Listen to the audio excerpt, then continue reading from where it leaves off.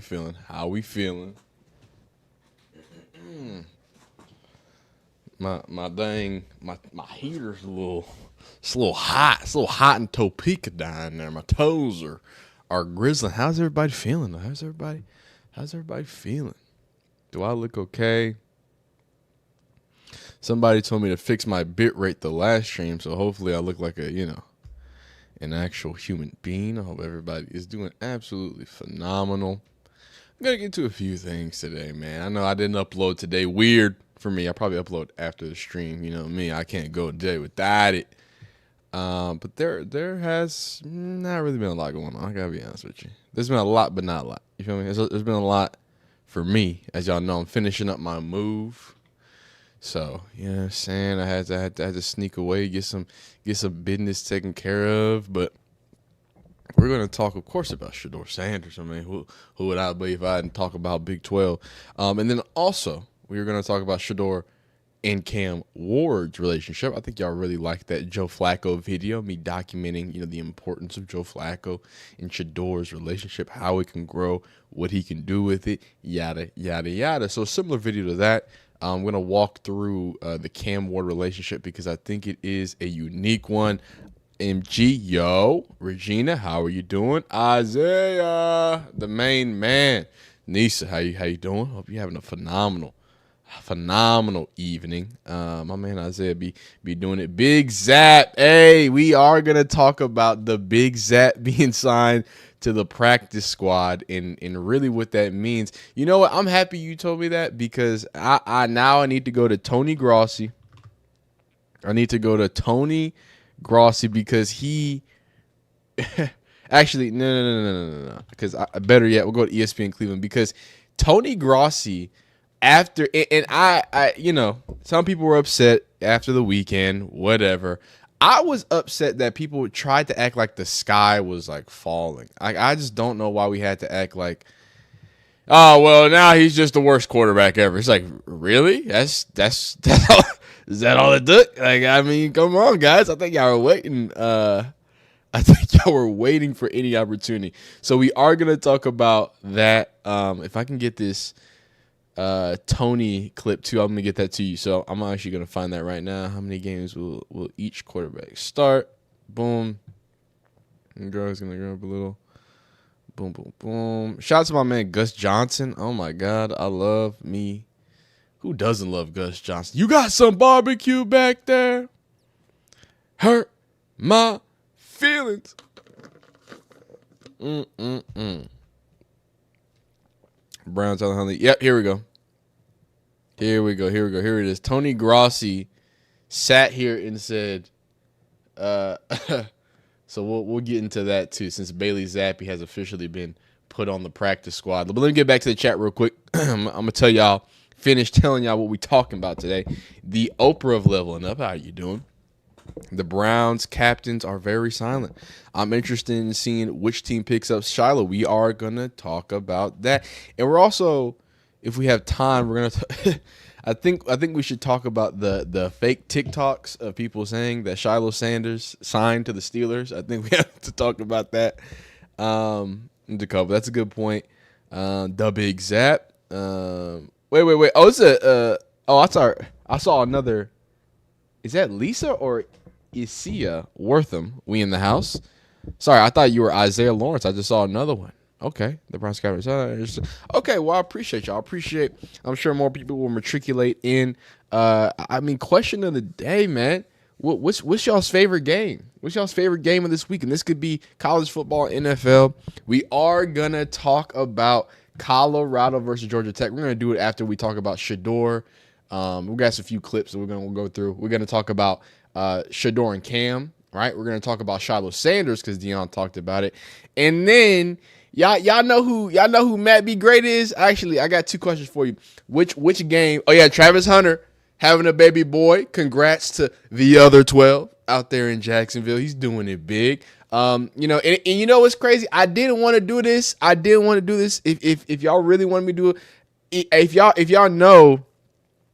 notice, I haven't been making Travis Hunter videos. Now I've talked about it in some of the videos. I've talked about in some of my streams why I haven't. It's because everybody's only thing people have been talking. Well, first off, he's injured, so let's just talk about that. And then also, he's all these like what's it called, rumors every other day from these Facebook accounts and fake meme whatever, talking about Travis and his wife, Travis and his wife, Travis and his wife, like that's why it's like I don't take anybody who complains about people who support Shedeur and Colorado fans, because I see how nasty y'all are trying to talk about that man's what's it called, his wife. Like Travis Hunter, he stays out the way more than anyone. I want it to be pointed out, the only reason that y'all thought Travis Hunter had a problem was because of a video clip y'all saw on a broadcast between two people. Like, so we ain't even gonna go there. So congratulations to him and his wife, right? And can y'all stop making up these rumors? You know what I'm saying? I think it's a little nasty. So I haven't been talking about that. Maybe I'll talk about it another time, but that is absolutely phenomenal. I would love to talk about football because he's really good at football. But like I was saying, I gotta be honest with you, I'm most excited to talk about this. Y'all, if y'all know my channel, we've been talking about the Colorado team a lot. I mean, we talked about a lot of college football. I'm a college football channel at heart. Don't tell nobody. You know, I'm FB Tings now, but I'm a college football fan at heart. I gets down for some college football. Matt be great. Matt B. Vandy. I don't know how long y'all been on the channel, but if you've been on the channel, you know we make references to Matt B. Vandy, Matt B. Great. We've never reacted to a video, but Colorado is about to get humbled by Georgia Tech. Is that it? Is that how we're doing it? And at first I was like, hey, Matt, great. Hey, clickbait them. Hey, hey, you know how I get down with my titles. Hey, I know how y'all, hey, you know how I get down. So, you know what I mean? Good title. That's what I was going to say. And then I actually watched the video and I was like, oh, you don't even know. Like, he doesn't. What's so funny to me is I love Georgia Tech. Like, I think Georgia Tech is going to be a good team.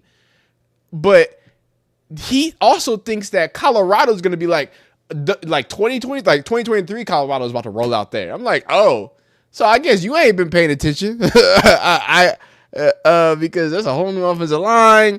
Jordan Seaton, I don't know if y'all remember, but he's a freshman All-American, right? I don't know if you remember, but Colorado had a decent defense. It wasn't spectacular. Decent defense, and then we checked it weekly. They had a top-ranked red zone defense. I mean, top 10 to it was either anywhere from top 25 to top 10 anytime we checked it. Sometimes it was 3 and 4 when you got to, I think it was like week 8, 9, and 10. They had a crazy red zone defense. I don't think the red zone defense is going to be that good, but I think the defense is going to be good. They still got a backer or two, but we'll talk about that. We'll get to that. So those are going to be our main topics. If we get, any deeper into it, we can shift on something. So I'm assuming y'all want to do Shedeur Sanders first. Just a brief little update. We're also going to watch a little, we're going to talk about a few things because that boy Deshaun Watson's out on the prowl.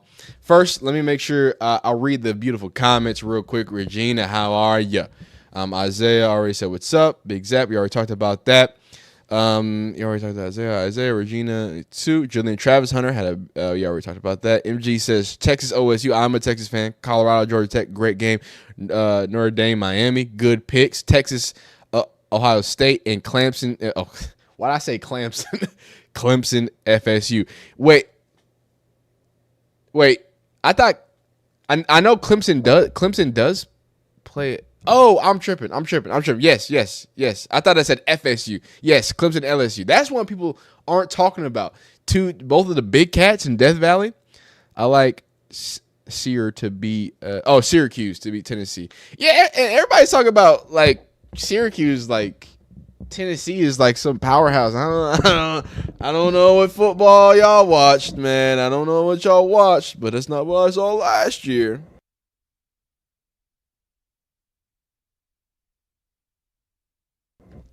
Shilo to Miami. Is that confirmed, or you just want that to happen? Hold up. Let me see.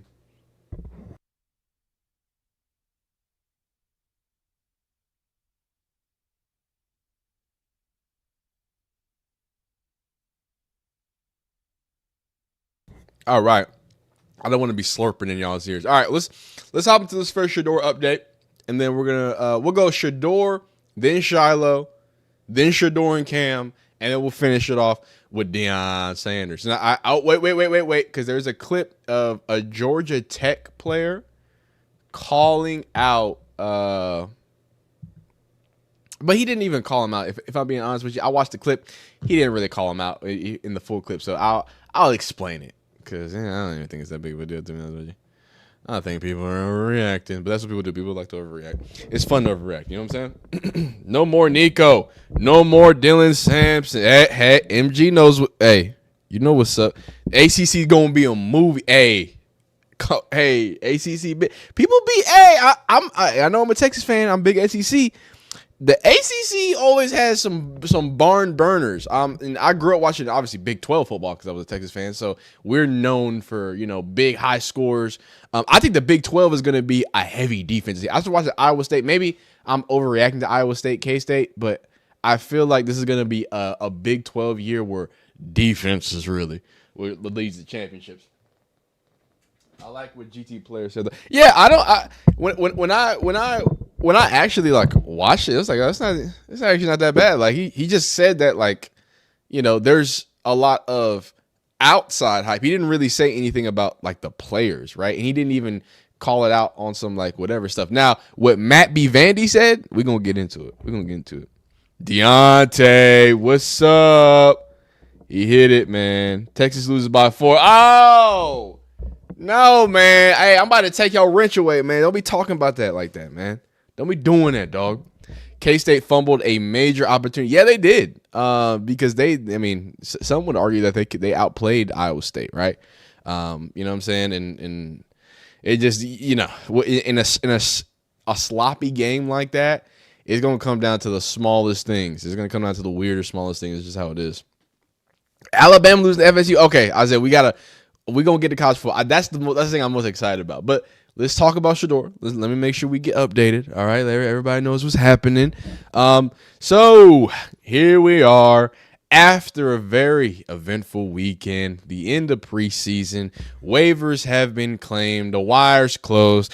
I haven't made a video today. You know what I'm saying? I wanted to kind of let all the news come out today. So I'm here on stream recording this video, and it seems that Shedeur Sanders, firmly in the QB3 spot, has another quarterback to worry about in Bailey Zappi. Now, I'm not sure if that's that serious, but he definitely got to worry about Deshaun Watson because he got the towel wrapped around his head. He moving around like someone who doesn't have an exploded foot and or Achilles. What did he hurt the last time? I forgot. I honestly forgot what he hurt the last time. But he looks like he wants to play some football. So we're going to talk about a few things. We're going to talk about the two different quarterbacks and what those means to the narrative. And obviously a few clips of Shedeur just slinging. How is he feeling? Is he feeling good? Is he feeling nice? Is he throwing it? Does the ball look good? So we're going to check that out. And then Bailey Zappi, speak about him. And really what this confirms is Tony Grossi is an absolute idiot. But we already knew that because obviously I remember when Tony Grossi was calling for Tyler Huntley should be the quarterback 3. Actually, I think we should put Shedeur Sanders on the practice squad. So that's what he said. So he's an idiot. Welcome Bailey Zappi to the practice squad. I would get on DeVito because of something else, but we're going to let him live because I like DeVito. And then if we have time, Dan Orlovsky, everybody's favorite quarterback that was infamous for running out of the back of the end zone, is going to tell us what was so wrong about Shedeur. And he does believe that he could be a pro eventually, but he thinks he's very far behind. So let's start with some eye candy. Forget all that other stuff. How about 12? Is he spinning it? Is that what he do? That's all I care about, man. Everybody talk about this or that, and you know what I'm saying, whether you agree on who's what and what's what. All I know is that boy 12, he like ball, man. He like to spin that thing, man. And I don't know how you can be mad at somebody who likes to spin it. Here they are throwing things in a bucket. You feel me? Joe Flacco, big boy vet, puts that thing up there. Beautiful little spiral. No pay dirt. DG, the human computer, QB2. He puts it up there. Tight, beautiful, little too much sauce. Now, nobody overreact here, right? 1, 2, smooth operator. Yeah, I mean, y'all know, he's just magical. He's going to make magic happen, right? And if I could put an end to the preseason, because we already, that my last thing I'm going to say about the preseason and Shedeur, he's a guy that wants to make magic happen. Now, whether that's good or bad, you can think about that.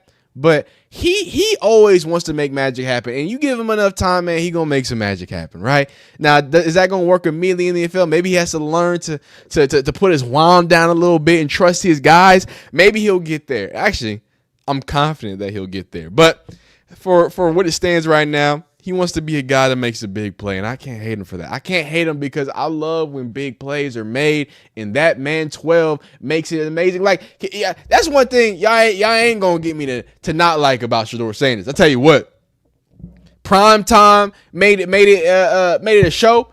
That boy Shedeur Sanders gonna make it a show, man. Hey, good, bad, indifferent. You know what I'm saying? That goes back to the Jackson State days. That goes back to the Colorado days. You know what I'm saying? Y'all was joking and ha-haing about 4-8. But I know y'all was staying up to 3 a.m. watching that North Dakota State game. I know you was up till 3 a.m. watching both of those Colorado State classics, ESPN classics. I know you was up to 7 a.m. talking about Baylor versus Colorado last year. Look, man, when 12's on the field, magic's going to happen. So I don't even care, dog. They're calling him QB3. I say just give it time because he's feeling nice. He's feeling good. You know what I'm saying? So if you ask me, Tings, why aren't you up here yelling about the things? Well, first of all, I did yell a few days ago. But why aren't you continuing yelling about what the Browns are doing and this and that? Because the preseason's over. That's done. It's a whole new world. You see, when you make the team and you QB3, he a hop, skip, and a jump away from making that team. Everybody has a clock on Joe Flacco, right? This is where I'm gonna end this. I want y'all to know everybody has the clock on Joe Flacco. The question isn't if Joe Flacco is going to finish the season. It's when is he going to be benched? That's been the conversation. So before he was even named QB1, well, the idea is, you let Joe Flacco come in, get you through the Bengals, get you through a few weeks, then you have a rookie come out, right? That was the idea. It made even more sense if you had someone like Kenny Pickett right there because, then you can go from,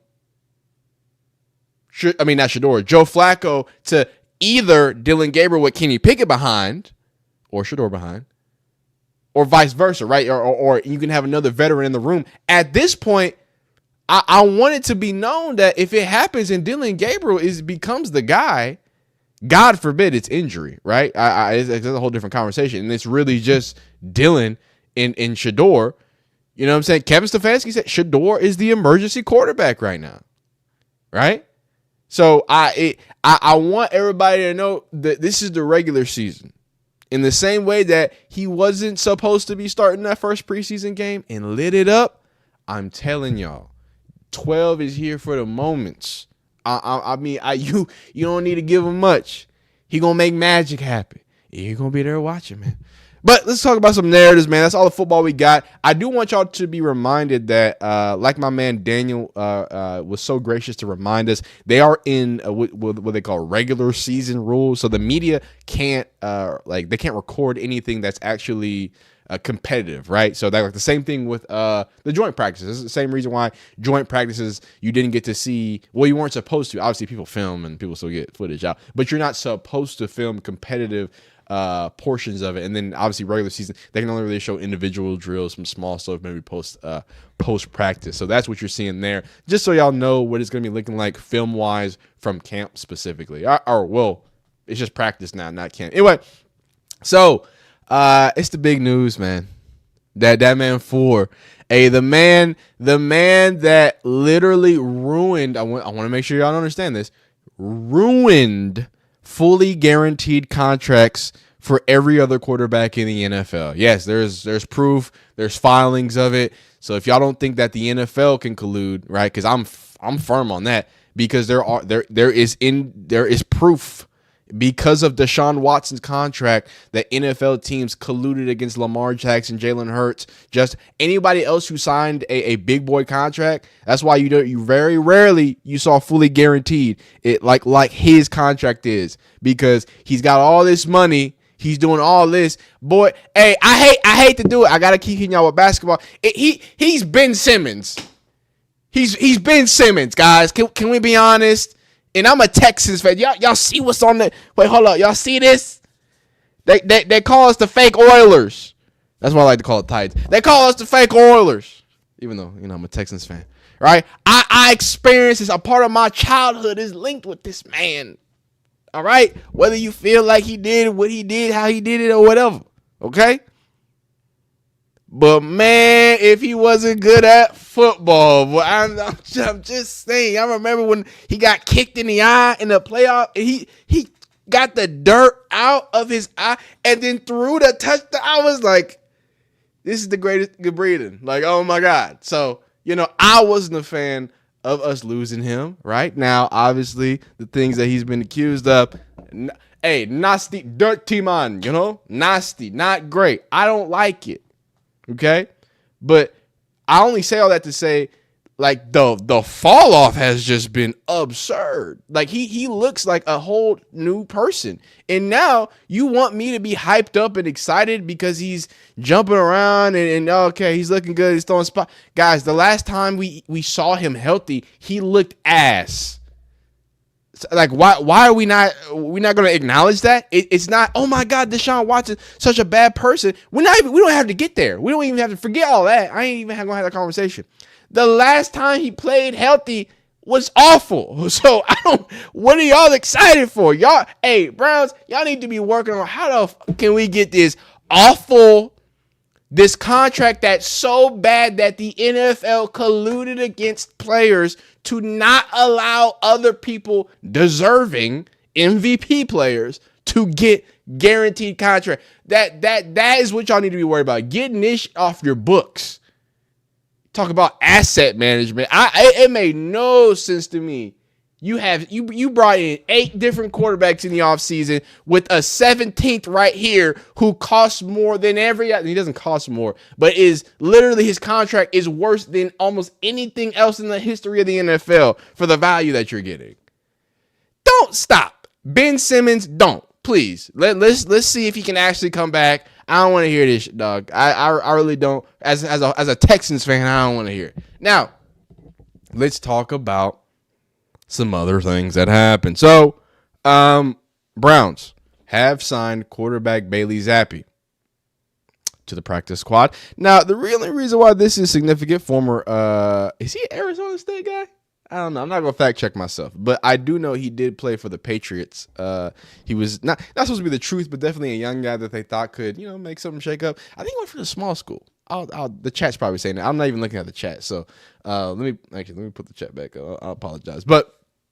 So Bailey Zappi goes to the practice squad. The only reason why this is significant to me is because everybody's favorite doofus in Cleveland media, Tony Grossi, was tweeting out. Y'all remember right after the game, his QB3 is Tyler Huntley. He wanted him to bring him back. He thought Shedeur Sanders should be brought back on the practice squad. Just give the guy a chance. And this is what I'm talking about like the overreaction. Like, how long have y'all been watching football? I promise you, you can look like I promise you that can happen. It's happened plenty of times. Mark Andrews, we just watched an all-pro tight end drop the simplest pass he's ever gotten, the simplest touchdown he's probably ever gotten thrown in his life. You might look bad some days. You might be frazzled. You might be trying to make some magic happen. You know what? 12 trying to make some magic happen. To throw it all the way and to think that, he's just damaged goods to the point that Tyler Huntley, who, congratulations to Tyler Huntley.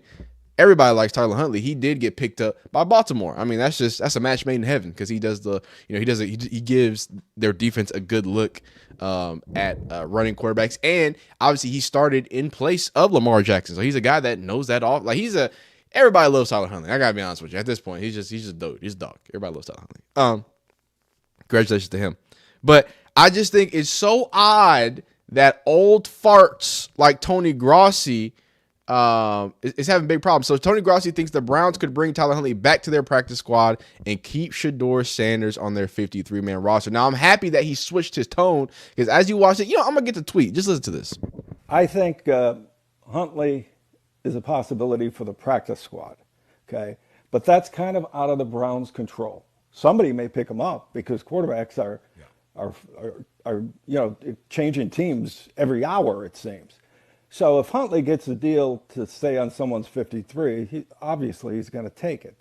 But if the next 48 hours pass and he's still unsigned, I would not be surprised if they sign him to their practice squad. Keep Shedeur on the 53, but you have that insurance of Huntley if things happen. Have the insurance of Huntley. And then here is Tony Grossi talking about how much, I guess, he doesn't trust what Shedeur Sanders. Well, the Browns trust Shedeur Sanders in that role.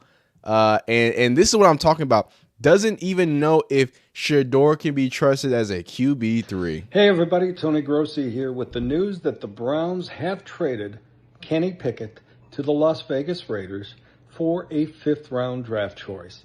Now, this is something I suggested this morning in a column on The Land on Demand. It makes perfect sense for the Browns, for Kenny Pickett, and for Dillon Gabriel, who has earned the respect of the coaches and his teammates to enter the season as the number 2 quarterback, first in line behind Joe Flacco. Now, what does this mean about QB3? Will the Browns trust Shedeur Sanders in that role, or might they bring back Tyler Huntley? I don't know, but they feel they're in competent hands with Joe Flacco, who's an Iron Man, and Dillon Gabriel, again, who has proven he's advanced enough to start his rookie season as a number 2. He has proven that he can shake off pick sixes and fumbles. And, that's what's great. That's what's great about having the mind of Dillon Gabriel, right? Because, when you sit in there and you realize that the way he throws pick sixes, it's just different, right? The way that he, has terrible footwork on a handoff to fumble. It's just another level, right? This supercomputer individual, okay, is somebody who's going to just change the world of the Browns. If I'm being honest with you, right? If I'm being honest with you, how about we just say, Joe Flacco, hey, we're cool. Go home. We got it. DG. All 5'8" of him. He's gonna go out there. He's gonna look Trey Hendrickson in his fucking eyes and said, "You overpaid pale prick. I'm running a ball down your fucking throat right now." Because that's how Dillon Gabriel gets down. This is what they've been dealing with. This shit. This is what Browns. Joe Thomas, one of the greatest offensive tackles to ever grace football, had to deal with this. Tony Grossi. Well, I just think that I just don't even. Golly, we got to be as disingenuous as possible. And before I end this, because I'm just end this here. The thing that makes me mad, I'm not mad about whatever about Shedeur. It's not even that. It's not even that. It's the gall. It's the gall of people to pretend all last week and this weekend that, and y'all know Tony Grossi been on this thing. Yeah, Dillon Gabriel, he just doesn't get enough attention. Why don't people talk about Dillon Gabriel? Well, Dillon Gabriel. Oh my God, people don't give Dillon Gabriel a fair shot. Blah, blah, blah. Dog, we watched y'all look us in the eye after a pick six and a four. And again, I'm not mad at him. Those are mistakes. Those are good. I'm a Dillon Gabriel guy. I'm just saying it's absurd to hold Shedeur. Oh, wow, he does what he does in college. Needs to shape it up in a preseason game. Wow, better to do it there, right? But as if that erases all of the things that you saw, all the positives that you saw. I'm not saying that Dillon Gabriel isn't sharp. I'm not saying all those things. But we can't just also say that and not say that, hey, the handoff that's a discipline thing, right? The pick is a mindset thing, and he learned from it and improved. That's why I like DG. I'm a DG guy. I like Oregon. Shout out to Anthony Thomas. Shout out Marcus Mariota. You know what I'm saying? But it's just the absurdity for people to act like, act one way for somebody else. You act different for a whole nother situation. That's all I'm saying, man. But Tony Grossi is a client, so it doesn't even matter, man. But y'all be great. Y'all be phenomenal. If you're watching this as a video, like it, dislike it, subscribe. Do all that fun stuff. If you don't want to miss any football videos, go ahead, hit the bell icon. I think it'll inform you a little bit. But yeah, you're better than the business. You're the best in the business. All that fun stuff. Be great. Let me know if there's anything you want me to talk about down below in the comments. We'll see you next time. Peace. Yeah. All right. I'm sorry, chat. I wasn't talking to you, chat. Chat. I wasn't talking to you, chat. What did I do, chat? Next thing, we're gonna go. Y'all want to go Shilo? Actually, I'm gonna do a poll. And then I'm gonna read the chat. What's next? Y'all want Shilo? Or do you want Shedeur and Cam? And Shedeur and Cam is one video. You know what I'm saying? It's about Shedeur and Cam's relationship. All right. Everybody stop commenting for like 3 minutes. I'm going to scroll up. I'm going to read some comments. All right. My man Isaiah. My man Deontay. Oh, Hayes in here. I'm so sorry. Again, I was locked in while recording the video. I got to go back, read the chat, see how everybody's feeling. My man Deontay is here. He already is talking that awful nonsense about my Longhorns losing to his Buckeyes. Nah, it's not happening, son. I got faith in the prodigal son, Arch Manning. Chipperoo says everybody's first game is always sloppy. That's true, but I will say that K-State, Iowa State, it was in Ireland and all that rain. It was nasty. What's going on? Hey, they said hey. So I said hey back to hey. It's hard to say hey to hey whenever they say hey. MG says Deshaun on the prowl. McDonald says Joe Flacco is old. And McDonald's also says Dylan Gabriel is going to be basura. Isaiah Lawrence says Deshaun not going to be cut. Sadly, I do believe that. Dylan's going to get done so dirty during the season. Wait until he plays a real defense. And Deontay, in this right here, and this is not me saying like wishing any bad on Dylan Gabriel, but like if we're gonna be honest, dog, like he's gonna get creamed. He hasn't played, and I'm not saying Shedeur is gonna be elite against when he sees his first. That's not what I'm saying. But to Deontay's point, dog, he's 5'8". Now I think he works the pocket well. I think he's gonna do some good things. I think he's gonna connect the ball and move the ball. But I think that the mistakes will be compounded a lot more for him, right? But it is yet to be seen. Maybe he goes out there and he's mini Drew Brees and I'm dumb, whatever. I think he's going to be a competent quarterback. But I also think Shedeur Sanders is going to be a competent quarterback. And Dylan Gabriel fits the mold of. At the end of the day, we're arguing about, do you like floors or ceilings, right? Shedeur clearly has the higher ceiling with just the physical traits alone, but also what he does, the way he likes to extend plays, XYZ. He always looks for the big play, right? But that ceiling comes with a lower floor, quote unquote. Dylan Gabriel is all about taking the check down. He's all about getting that. And again, that's not a bad thing. You got to be honest. Like, it's not a bad thing to keep your offensive line and stay ahead of the stakes. But we don't got to get into the minutia of it. But I hate that. Instead of arguing that these are two different types, we're arguing it so black and white. It's just like I don't make sense. Like Dylan Gabriel was made for a Kevin Stefanski offense, right? Shedeur Sanders does things that Kevin Stefanski likes, and he can shine in a Kevin Stefanski offense. But is it 1-to-1 what his flavor is? Probably not. You feel me? Joe Flacco's old. Deshaun going to be cut. Dylan going to get done so dirty. I want to see Shedeur, Lamar, just Jason. I'm not actually sure what's going on. I want to see. What? All that talent in Oregon to get absolutely dog walked by the. Hey, we're not talking about the Buckeyes. Lamar Jackson. I don't know what you're talking about. 7 a.m. Let me get to these newer chats. I'm sorry, I had to skip ahead a little bit here. Crystal Wing says audacity. Isaiah Gardner says, can't wait until the season starts so DG can get exposed. As long as Browns fan, I've been watching a lot of Josh Allen hanging with the boys, golfing and drinking tequila. It's pretty cool, dude. Always kind of like the Bills. What's 40 years of fandom matter as a long-time Browns? Oh, he's done. He's jumping off the Browns wagon, which is kind of tough. How you gonna jump off the Browns wagon, man? All right, so I'm assuming y'all want Shilo. It looks like how many people have voted? How many views? It's only 24. Yeah, it looks like y'all want Shilo. Okay, Dylan gets it handed to him. He certainly does, and he can't even hand the ball off. Dang, what? I'm trying to move the chat, but it's tripping. Okay, so Dominic over says they've been okay. Wow, I don't think I can say that. I think I can say that. Randy Marsh says it's fascinating to watch people melt over $1 million Nepo baby. Dun dun dun. Randy Marsh, look, man.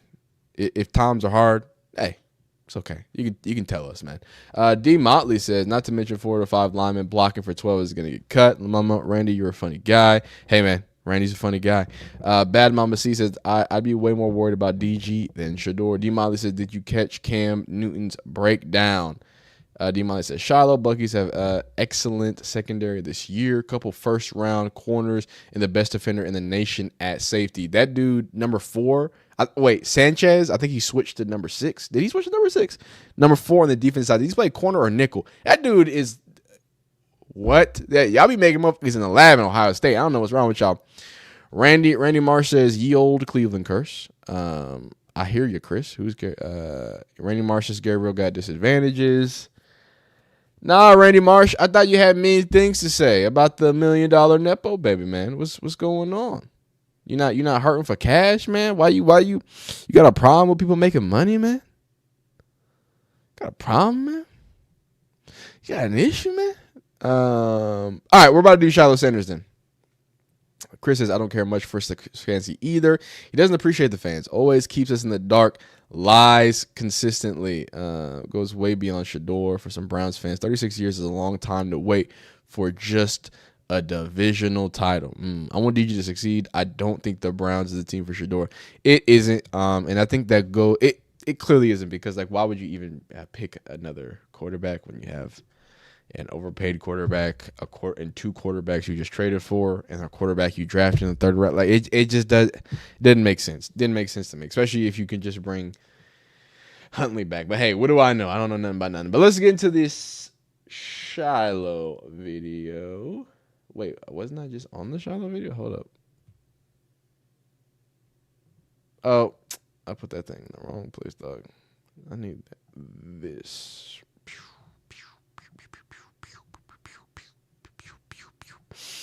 All right.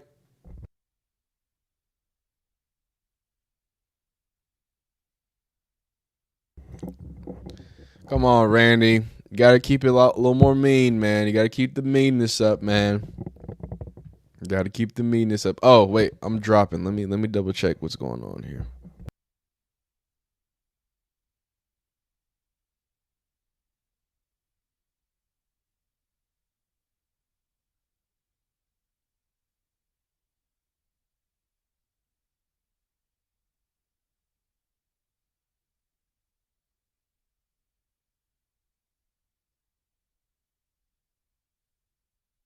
All right, I fixed it. Okay, cool. I am. All right, let's get into the Shilo Sanders videos. Wait. Hold up. Uh-oh. I got to get that video of people lying about Shilo Sanders going to the Pittsburgh Steelers, because I think that is the funniest shit ever. I mean, it's not funny, but it's also not, it's not crispy as well, I'll say. It's not crispy. I got sunshine on a cloudy day. The Pittsburgh Steelers is When it's cold outside. Yeah, I cannot sing. But I heard you say, what make you feel that way? You feel me? No wonder Shilo Sanders signed with the... No wonder Shilo Sanders signed with the Pittsburgh. Yeah, man. Shout Shout out to all of the AI accounts, man. And I'm about The Pittsburgh Steelers is astonished. I'm about to teach y'all. I'm about to teach y'all something. I'm about to learn y'all something here, man. No one realized that within 24 hours of Shilo Sanders. Oh man, I'm about to learn y'all something real quick, man. Gotta stop. Oh, okay. Well, this just downloaded twice. Thanks. Why is it so slow when it's TikTok, man? Dang. All right, I'm about to learn y'all a little something, dog. All right, let's do it. Shilo Sanders was sadly, obviously, cut or really waived from the Tampa Bay Buccaneers. And the conversation about it has been a sad one because, we've been talking about it a while. We've been documenting the fact that, he understood that it was an uphill battle for him to even get in the league, right? And not only that, but, you saw him putting in a lot of pain to get his 40-yard time. He had that whole, thing with his dad. Hey, if I get that 4-4, you know what I'm saying? You're going to give me a car that can do 4-4. Yeah, anyway, you know what I'm saying? He's trying to get a car for his 40-yard time out of Deion Sanders. Obviously, that didn't happen, but he did get into something respectable. He gets with the Buccaneers, immediately becomes, I would say, a fan favorite would be an understatement, right? Signing autographs. Obviously, the YouTube video was going up, everything he's experienced, the culture of Tampa Bay, really getting in there. Todd Bowles had commented about him. Antoine Winfield Jr. had commented about him. It seemed like everything was going in the right way. And then he smacked the dog out of somebody who I think we all agree that tight end that boy was in the wrong. Not only did he was blocking after the whistle, but then he hit him with the too small celebration like that. That boy, and he's a punter too. So we don't respect none of that unless your name's Pat McAfee around here. Okay. But no, in all seriousness, what we're left with is a man who's up for waivers, right? And really, what does that mean for him in the long term? Well, his dad. Coach Prime has something to say about that. What you guys say, Coach Prime? NFL is a tough business. Shilo had, Yeah. some bad. It's just have you talked to him and how are his spirits? Most definitely. He's my son. I'm proud of my kids, all of them, and I prepared my kids for any and everything that could possibly happen in life and in sports. That's part of fathering. That's part of parenting. That's part of having a relationship. So he is mentally where he needs to be, physically where he needs to be. We're praying that he gets another opportunity to go with a team. But if he doesn't, the plans have already been put forward to what he's going to do next. So Shilo is a man of many talents. I don't know if you guys know, he's a man of many talents, and he's going to be straight. All the Sanders are going to be straight, with or without football. You better believe that. You better believe that. I take care of mine, and I've always have, and y'all know what I mean. And I want to point some things out because I feel like y'all forget some things, man. I feel like y'all forget some things. Now I did pause the recording for my live stream because I gotta find this video. I have the funniest. I'm about to show y'all the funniest thing for my live stream people who are in here. I'm not looking at the chat. I'm sorry because I'm trying to find this picture, but I'm about to show y'all something that's hilarious. If I can get both of them, because I've got it's nothing bad. It's just a throwback picture that I found out of nowhere, dog. Like I was actually looking for stuff on this and end up finding what's it called? Here's one of them. Here's one of them. This is not it's not really relevant, but I think this is hilarious. Because man, this takes me back, man. I'm a little older.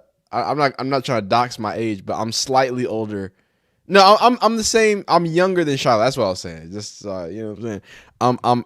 I'm close to age to Shilo. So like this whole situation. This whole little situation right here, man. This whole little situation. That was my jacket at one point, man. That was my jacket at one point, dog. That's how I used to get down. I was a demon out there on them skates, man. Y'all couldn't say Nathan to me, not Nathaniel to me, dog. I promise you. But we ain't gonna do too much on that. Let me see. I swear I had this other one. This is This is not even that big of a dealio. What's it called? I wanted to get I saw another one where he like, it wasn't his commitment photo. It was like actually like his photo. You know what I'm saying? Oh, wait, I don't want to slurp in your ears. Don't want to slurp in your ears.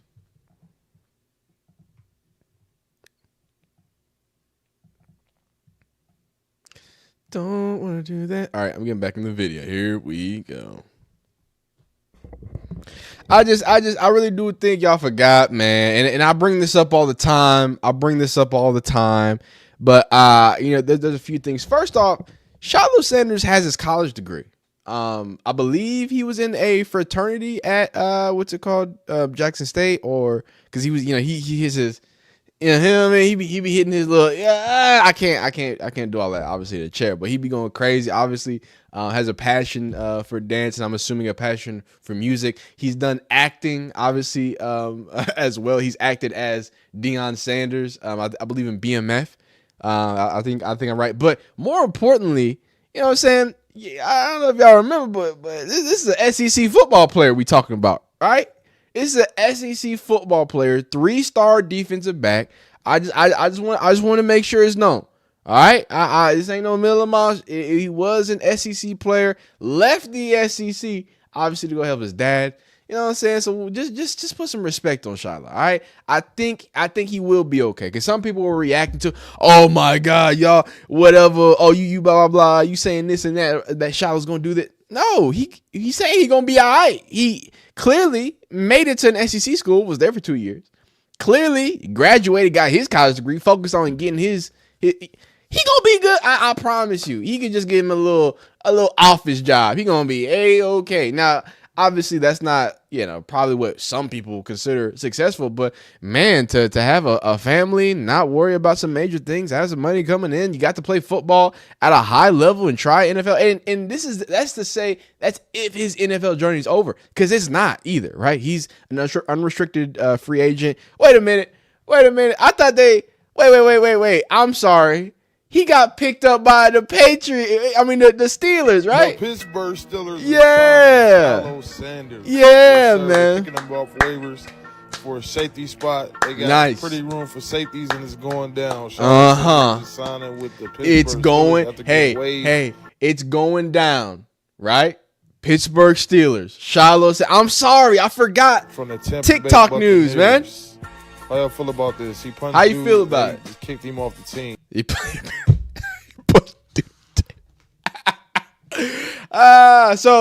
Apparently Shilo Sanders he didn't get unclaimed from waivers, right? Even though this video was made before the waiver wire was even open, by the way, because people just be making stuff up. I don't know if he saw this from an AI account or an AI account saw from him. But then, of course, the AI accounts had to get in on it. And no I can't one show you realized this. that within 24 hours of Shilo Sanders being released by the Buccaneers, the Pittsburgh Steelers made 3 shocking moves. First, the Steelers extended an invitation to Shilo Sanders to join the team's practice squad. Nope, that never happened. Not never happened. But hey, but the AI TikTok told you though, right? No wonder Shilo Sanders signed with the Pittsburgh Steelers within 24 hours of being released by the Tampa Bay Buccaneers. Few realize the Steelers... I really hate these AI voices too. But I want y'all to be known, and I can't stop you from... Wait, we gonna get back to this. I promise we're gonna get back to this. This has nothing to do with what we're talking about. But 1 second. 1 second. Look at this. Yo, look at this Instagram filter. This nigga just turned up saturation. This is awesome. Sorry, this has nothing to do with it. I'm trying to give a PSA on AI channels and AI content and people who just make shit up. Please learn to cite your sources. Don't come in my chat talking about, yo, you remember when Dylan Gabriel and Shedeur got into a fight? That AI, it's made up. What about prime equity? Not confirmed anywhere. That Shedeur's contract isn't public. We've looked into it. Y'all sound like the people who make fun of Shedeur and say, "Oh, we throw his teammates under the bus." Sorry, that was a clip out of context. So let's make sure as we scroll TikTok, as we look for news, We're all pro Sanders around here, okay? Let's not jump no guns, okay? And it's so, this one is so funny, and this is why you have to just read things. Instead of using ChatGPT, use Google. Whoa, and not the little AI thing. That thing be lying too. The AI, they don't know nothing. The AI don't know, dog.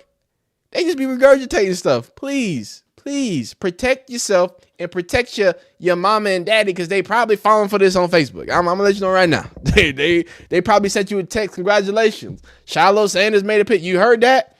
Now this has nothing to do with the video. This has absolutely nothing to do with this video. I just want to, because I already showed it to the stream. I showed y'all the South Carolina video as I was looking, or South Carolina photos as I was looking for the South Carolina photos. I'm sorry, just let me get through this. I was looking for the South Carolina photo. I found this photo, and just looking for Shilo Sanders. Going all the way down, scrolling. Just get following South Carolina. Okay, boom. This is when he committed. Oh, maybe there's some high school film. You know what I'm saying? I found a few clips, even though it's easy to find this high school film. It's not a big deal. Then I found this from this is Shedeur Sanders chilling with Shilo Sanders. And if I could date myself a little bit here, and again, this ain't got nothing to do with the video, but it is so funny. Like, the poses these motherfuckers is hitting. That was us. This was the bag for real. This was my whole bag. That was it. That's all I had. Hit him with the slight point. Like, I don't want to, you know what I mean? Like, before nonchalant was like the real thing. You know what I'm saying? I just hit him with, you know what I'm saying? And then look at Shedeur trying to tuck the chain with the, I'm just trying, man, you ain't, and then look at he hitting the light skin face. Yo, this is just nostalgia, dog. Nostalgia. Do the kids still go to skating rings, man? I don't know. The KD6 is in the background. Oh my god. This is like oh my god, this is like a time capsule. This is crazy. This is absolutely crazy. This is hilarious. Hey, blessings, man. This is beautiful to see those dudes shining on, you know what I'm saying, some in the NFL, some doing their thing. I just thought that's awesome. It's a beautiful thing. So, in all reality, yeah, Shilo Sanders did not get claimed. So, I don't know what team's going to pick him up. This is the time, though, after I've just spent a good portion of this video just talking about how it felt to be a kid in 2014. I would like to point out that no, Shilo Sanders was not claimed by waivers. Today was obviously the waiver wire day, the claim day. When unclaimed, but that does mean he's an unrestricted free agent. So hopefully, something else pops up for him, something else happens, or maybe he just goes into acting. Maybe he just does something else. I mean, Bucky figured it out, and I want to point out Bucky was a good player. Bucky played at SMU. Like these aren't just like some just whatever teams. Like he played like good teams. SEC guy. Like, and if it wasn't for Deion. Shedeur Sanders was slated to go to FAU, and he had like offers from Alabama and stuff like that because he wanted to start, obviously. So that's why he went to FAU. I think he was a 3-star, 4-star, but that's not the point. Just wishing the best for Shilo. Hoping that we get some positive updates. Now, I'm gonna slide this in at the end of the video. Y'all know me. I like to make some long videos, right? And if we're talking about players that have been cut, let's talk about Desmond Watson. Now, we briefly talked about Desmond Watson in some of our other Shilo Sanders video. We're going to hear a little bit what Unc and Ocho think.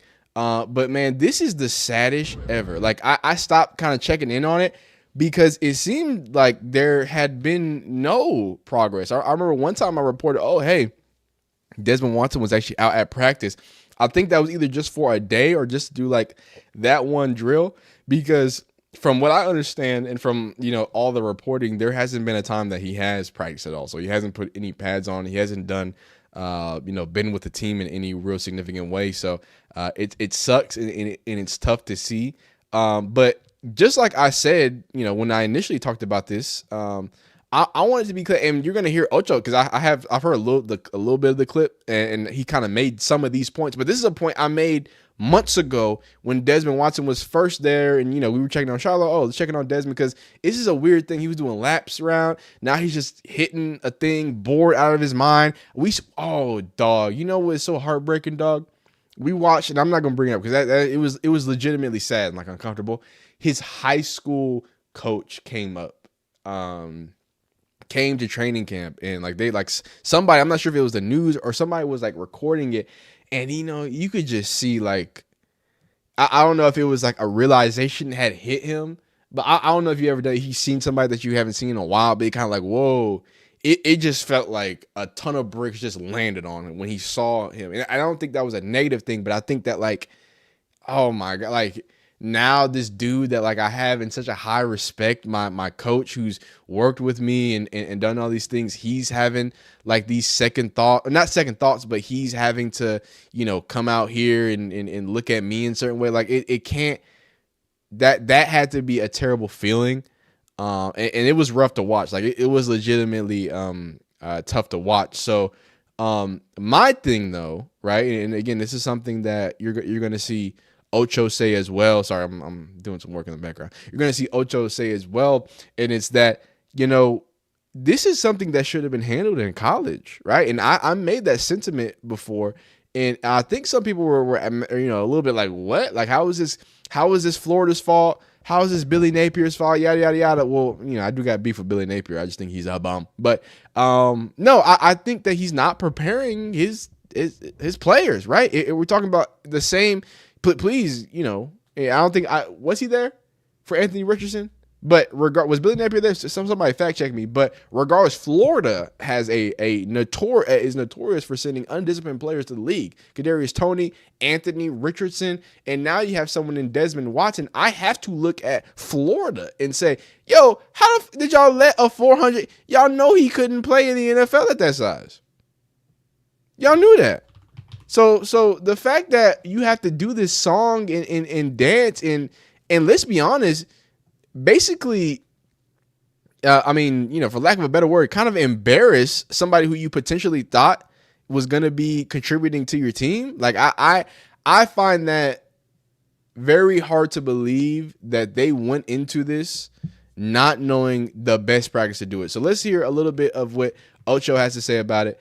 Come on with your favorite sports dunk here. Don't forget to whoa. Being able to help that defense. Obviously, I'm not sure what happened. Why would you draft a player like that and then think he's going to lose the amount of weight that you want him to lose in such a short amount of time? Yes, that you have him there, especially coming in training camp.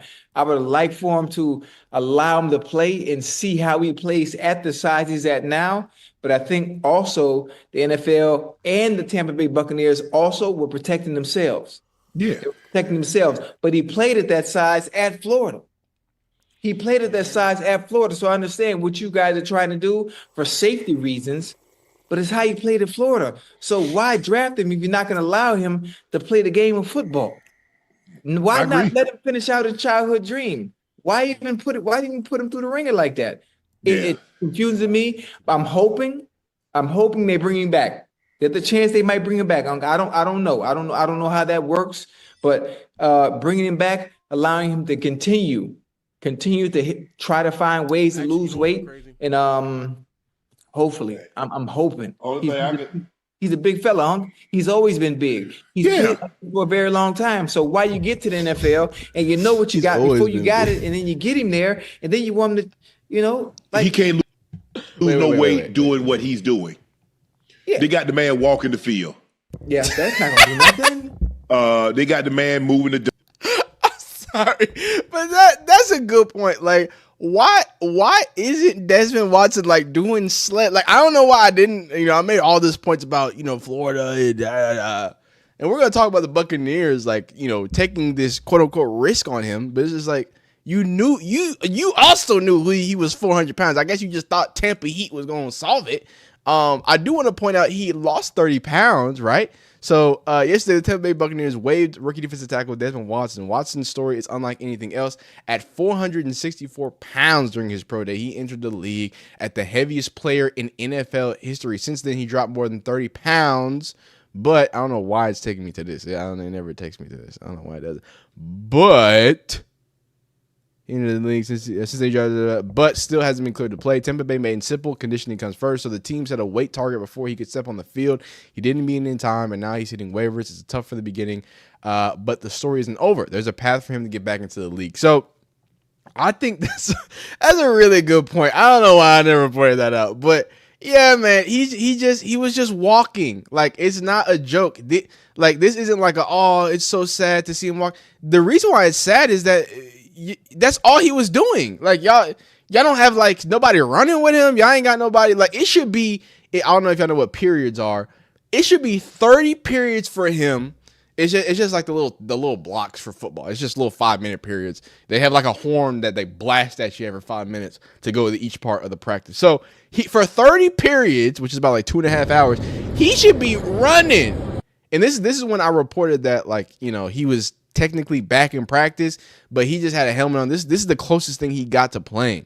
Was having the helmet on and kind of walking with him. But I don't know why wasn't he on the bike? Why wasn't he cutting weight like an MMA fighter?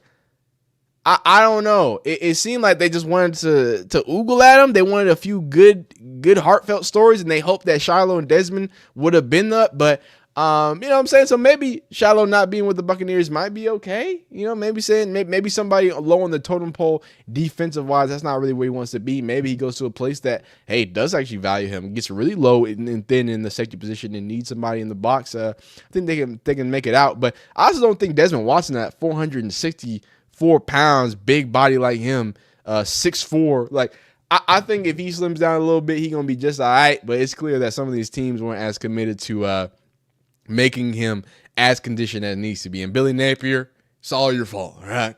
But y'all let me know how you feel down below in the comments. If you're live, don't go nowhere because you're going to keep being live. But if you're watching this on the video, what's happening, man? Like the video. Dislike it. Subscribe. Do all that fun stuff. Continue being great. Phenomenal. All that amazing stuff. Thank you so much for watching. I don't know what else. What do you want from me, man? I know, I'm just messing with you. Be great. See you next time. Peace. Wait, where's the stop recording button? Found it. All right, what's the chat saying? I feel bad that I got to ignore y'all while I'm recording the video.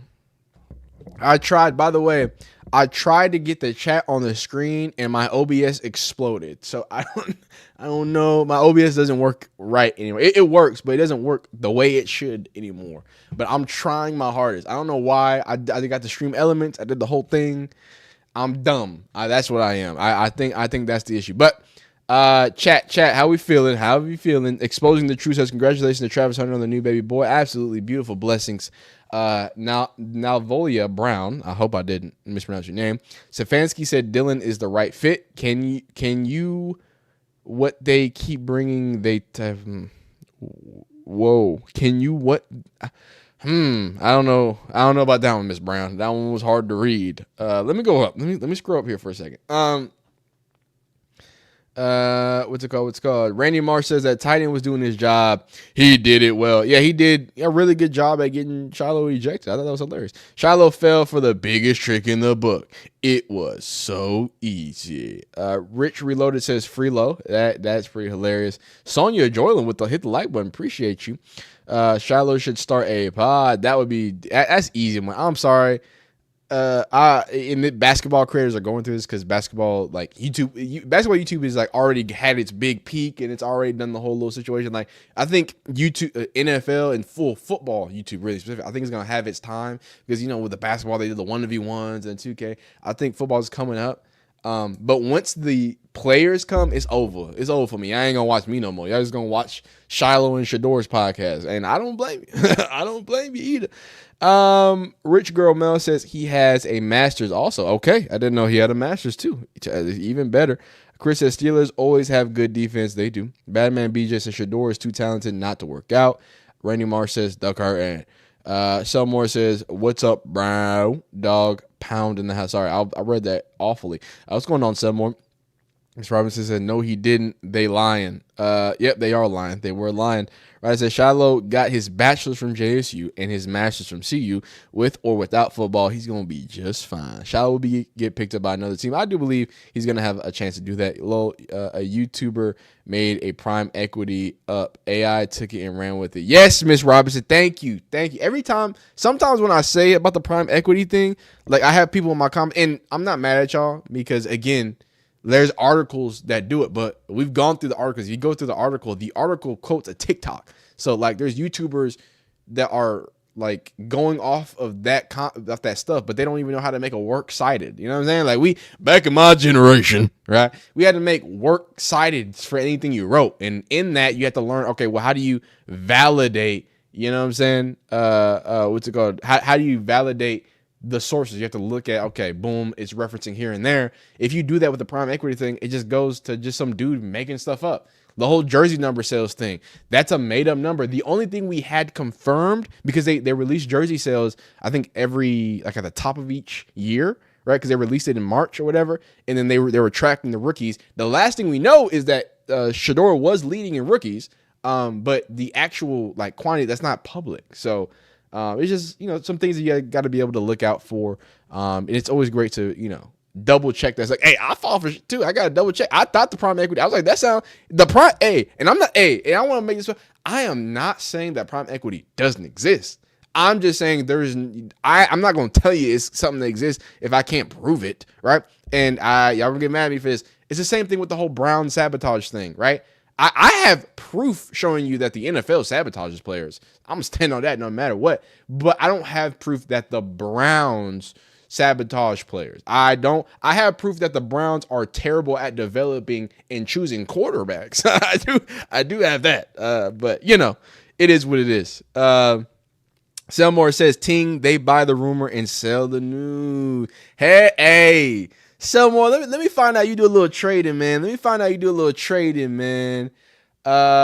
What's it called? Chrissy says, save this live. I missed the beginning. Oh yeah, it's gonna be public when I'm done. You can go crazy.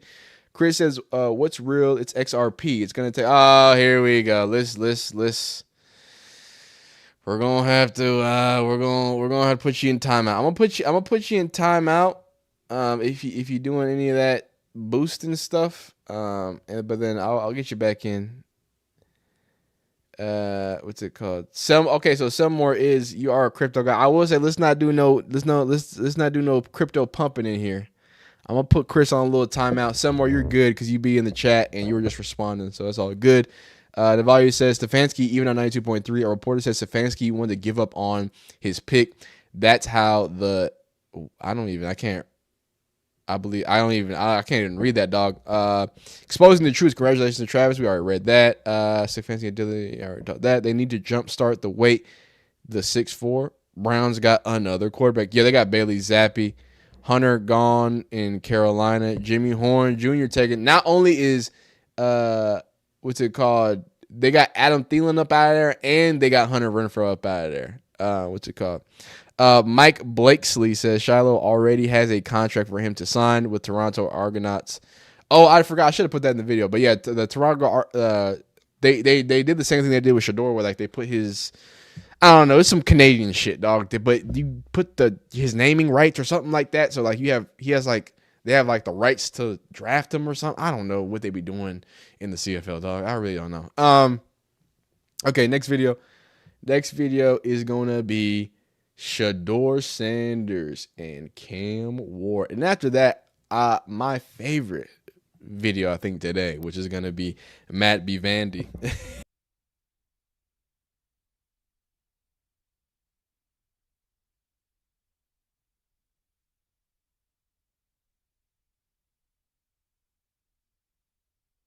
Hey. Okay. Okay. Sorry, people are texting me now. All right, cool. So, there's been a lot of conversations about Shedeur Sanders, as you know. But one conversation that it's kind of rubbed me the wrong way is the conversation around Cam Ward versus Shedeur Sanders, because it's never been Cam Ward versus Shedeur Sanders. And busting with the boys, obviously, you know, both of them are very anti-Sanders. They're anti-Deion, anti-Colorado. They tried to set up, you know, Cam Ward to ask this question and answer a question about Shedeur Sanders, right? And he kind of went on to prove the true facts about the relationship, that it's pretty long-standing. It's pretty deep. They are boys. They are guys. So there's never been a Shedeur Sanders versus a Cam Ward. It's always two young men on the prowl, on the hunt for greatness. And before I even get started in this video, any person you see saying Cam Ward is the most nobody wants to talk about him, nobody wants to talk about him, stop, because I talk about him. So don't worry about people complaining about Cam Ward not talking about him. How about you go watch a video of somebody talking about Cam Ward? Because I'm tired of it. And I'm tired of, and this isn't the first time. This is from Bussin' with the Boys, a more recent episode. But we're going to go through the history because Will Compton and Taylor Lewan, I think his name, they've been trying to set up Cam Ward. Wow, a frog jumped at me. They've been trying to set up Cam Ward for a long time. So here it is. This is what it has to say. So before your final year at Miami, there's a lot of conversations revolved around Shedeur Sanders. Obviously, I'm assuming you guys have a great relationship. Some of the clips you've seen and stuff like that. What is it like for you to have like this rivalry with Shedeur? I don't have a rivalry with him. That's my boy. So at the end of the day, this whole process, we thought me and him were going to be 1 and 2 the whole time. Whether he's 1, I'm 2, whether I'm 1, he's 2. And so that's just always been, you know, our mindset. It didn't go that way. I thought he was one of the better quarterbacks in the draft as well, even throughout college. A lot of stuff out there on him ain't really, you know, the truth, just because they spin it different ways, like they spin stuff about me different ways. But I mean, when he gets his chance, become a starter, I know he's gonna make the most of it, and you know, I'm ready to get back to work with him. You know, after the season, you know, talk some more stuff to him, you know, say some crazy stuff. I mean, we just gonna keep on pushing each other. Hey man, you love to see that, man. And you know what makes me upset about this and kind of embarrassing on the Will Compton Bussin' with the Boys, whichever one. I know which one is which. I'm just joking. Is that like how lazy of you to ask basically not I wouldn't say the same question, but why would you ask a question about a rivalry when you already tried to set him up right here? Who's the best quarterback in this draft that's not you? Shedeur Sanders. I love it. Yeah. They didn't like that answer, huh? They wasn't expecting that. So what beef? What rivalry? Not beef, but what rivalry? What are you talking about? You already asked him about, you know, who's your favorite player, and he said Shedeur Sanders. So that's the person he has a rivalry with. And then a few months later, you ask and try to do that. And I really want to point that out, right? I want to point out the fact that, look, we know Will Compton's a Nebraska fan, so he actually has a reason to not like Deion Sanders and Shedeur. Colorado, Nebraska, cool. That's fine. Taylor Lewan, though, right? And you'll be honest, Taylor Lewan and Will Compton, they don't like Shedeur and Deion for the same reasons, right? You know, they're boisterous, they're loud, they're confident, right? Black men who do it, they do the way they do it, right? And they don't think they deserve that. That's the key. It's not really about, you know what I'm saying? It's not always just about race. It's about where they see you and where the place that they think you should be. That's what it's all about, right? It's not simply about that. So this goes for women. It goes for birds, peacocks, whatever. If somebody doesn't see you like in a place that they think you should be, they're going to have a problem with it. And when somebody is confident, which we're not allowed to be, when somebody is you know, not beefing with each other, which we're not supposed to be, not have rivalry, we're supposed to hate each other, right? It's supposed to be all of these little incidents, right? Start getting water. We gotta start getting on the phones. Let me get that one. Y'all bullshit. I can't stay hydrated, man. Y'all bullshit. Well, you know we don't get water. You know, y'all try to take these little funny little moments, right? Y'all remember? Come on, bro. Let's make a song. Let's drop one. Let's make a song. I play football. I play football. Football. And everybody's like, why did Cam Ward get drafted first? Slid to the 5th round. Y'all tried y'all hardest. Y'all thought I was going. Wait, y'all thought I wasn't going to see the clips or bring the clips back up? April 26th. Yeah, this is what y'all was talking about. Yeah, I'm going to make y'all look real dumb. September 7, 2024. These are two dudes joking and laughing and, see, this is the reason. yeah, this is the reason why Cam Ward went number 1 and Shedeur went 5th round, because Shedeur's focused on making music. Dog, they're joking. Do you not have friends? I know this dude doesn't have friends. I know he doesn't, but I know you have friends. You know these are jokes, right? You know when 2 competitive football players are going at each other after they just did stairs, they're going to make fun of each other. Cam Ward, Jeffrey Simmons, an NFL player, he just shoved him in practice the other day. Cam Ward's a dickhead in a positive way. He's a dickhead. That's like, you know what I'm saying? And like, if you play football, you know, like, you want a dickhead on your team. You want somebody who's like, this nigga's annoying. Like, this motherfucker is annoying, right? That's who Cam Ward is at quarterback. He's got that personality that, like, yo, I'm gonna pick at you, I'm gonna joke at you, I'm gonna whatever. And everybody wants to make it about rivalry. And shout out to Cam Ward, because, you know, I hate when people say he's not covered a lot. But what I will say is people need to also talk about how Cam Ward is good with the media, just like Shedeur is. It's 2 different flavors. It's 2 different ways. Shedeur is very laid back with it. Cam with the media is very reserved. Like, and he's reserved and calculated. That's why I want to put it. And going back through the history, right? This is February 28th. This is at the Combine. Here's the conversation about Cam Ward and Shedeur Sanders. I think we'll both end up being one of the best quarterbacks in the league. I just think the work that me and him are willing to put in, the relationship we have to constantly compete each and every day to, you know, better our craft, you know, for ourselves. I just think it's going to end up paying off for us in the long run. Do you guys kid each other about who's going first, and how much does that matter to you? Yeah, we play around, we joke around with it. It really doesn't mean nothing. A draft pick will never mean anything. At the end of the day, you got to show whether you can prove each and every Sunday. You can't just do it one year to show up the next year. You got to do it every time you step on the field. Absolutely. Great answer there. But it didn't stop there. Here's December 13th. This is before the season was even officially over. Cam Ward on his relationship with Shedeur Sanders. We keep in touch out there. I probably say every 3 weeks. We talk. I talk to Gerald, quarterback coach, every week. So our relationship is good. We beat 2-time competitors, and we just try to get the best out of each other. If you and Shedeur were to play in a bowl game, what would go down on the field? What would that look like between you 2? I'm 1-0 versus him already, so yeah. I'm going to rematch. He unfortunately came up getting hurt that day, so I'm pretty sure one day we'll get a rematch.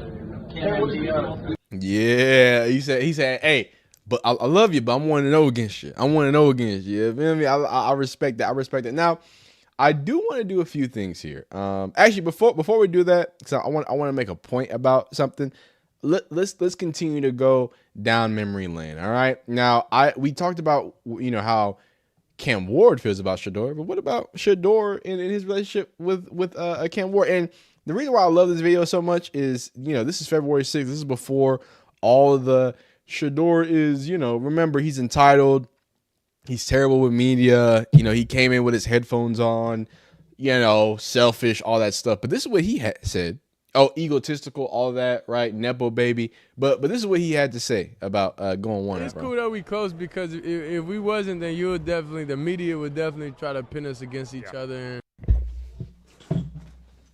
What did I say, dog? I forgot he said that. I promise you, I forgot he said that. And that's the whole point of my whole little situation right now. He said it. He did the thing. He said it.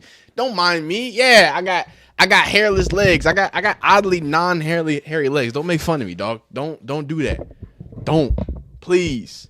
Anyway, my point exactly. It got yes, that's what they're trying to do. They need it to be a rivalry. They need it to be, oh, it's two black dudes that don't like each other. Yeah, man. Look, man, I don't do none of that. I'm not RG3. I'm not here with a bad haircut, and I'm not here to push you no race baity stuff. That's not what I'm here for. I'm here to tell you the truth. And the truth is that sells. If it bleeds, it leads. And if 2 black dudes is mad at each other, that's the only way the NFL can conceive that relationship. They can't, just 2 dudes with a healthy competitive competition. No, they don't want that. They want you, hey, nah, you know what I'm saying? He's a bum. He always been a bum. No, man, this is what he had to say. A lot of stuff we just be saying, even in the viral clip stuff, we genuinely like play around crazy. We definitely play around crazy, and that's just the relationship, you know. So it's good that we have a relationship because a lot of people try to take things and put it out of context and anything, and it's just like, it's childish. If you don't go number one, are you the type that holds a grudge forever? Why would I be mad? Nah, you gotta understand. I think about it like this.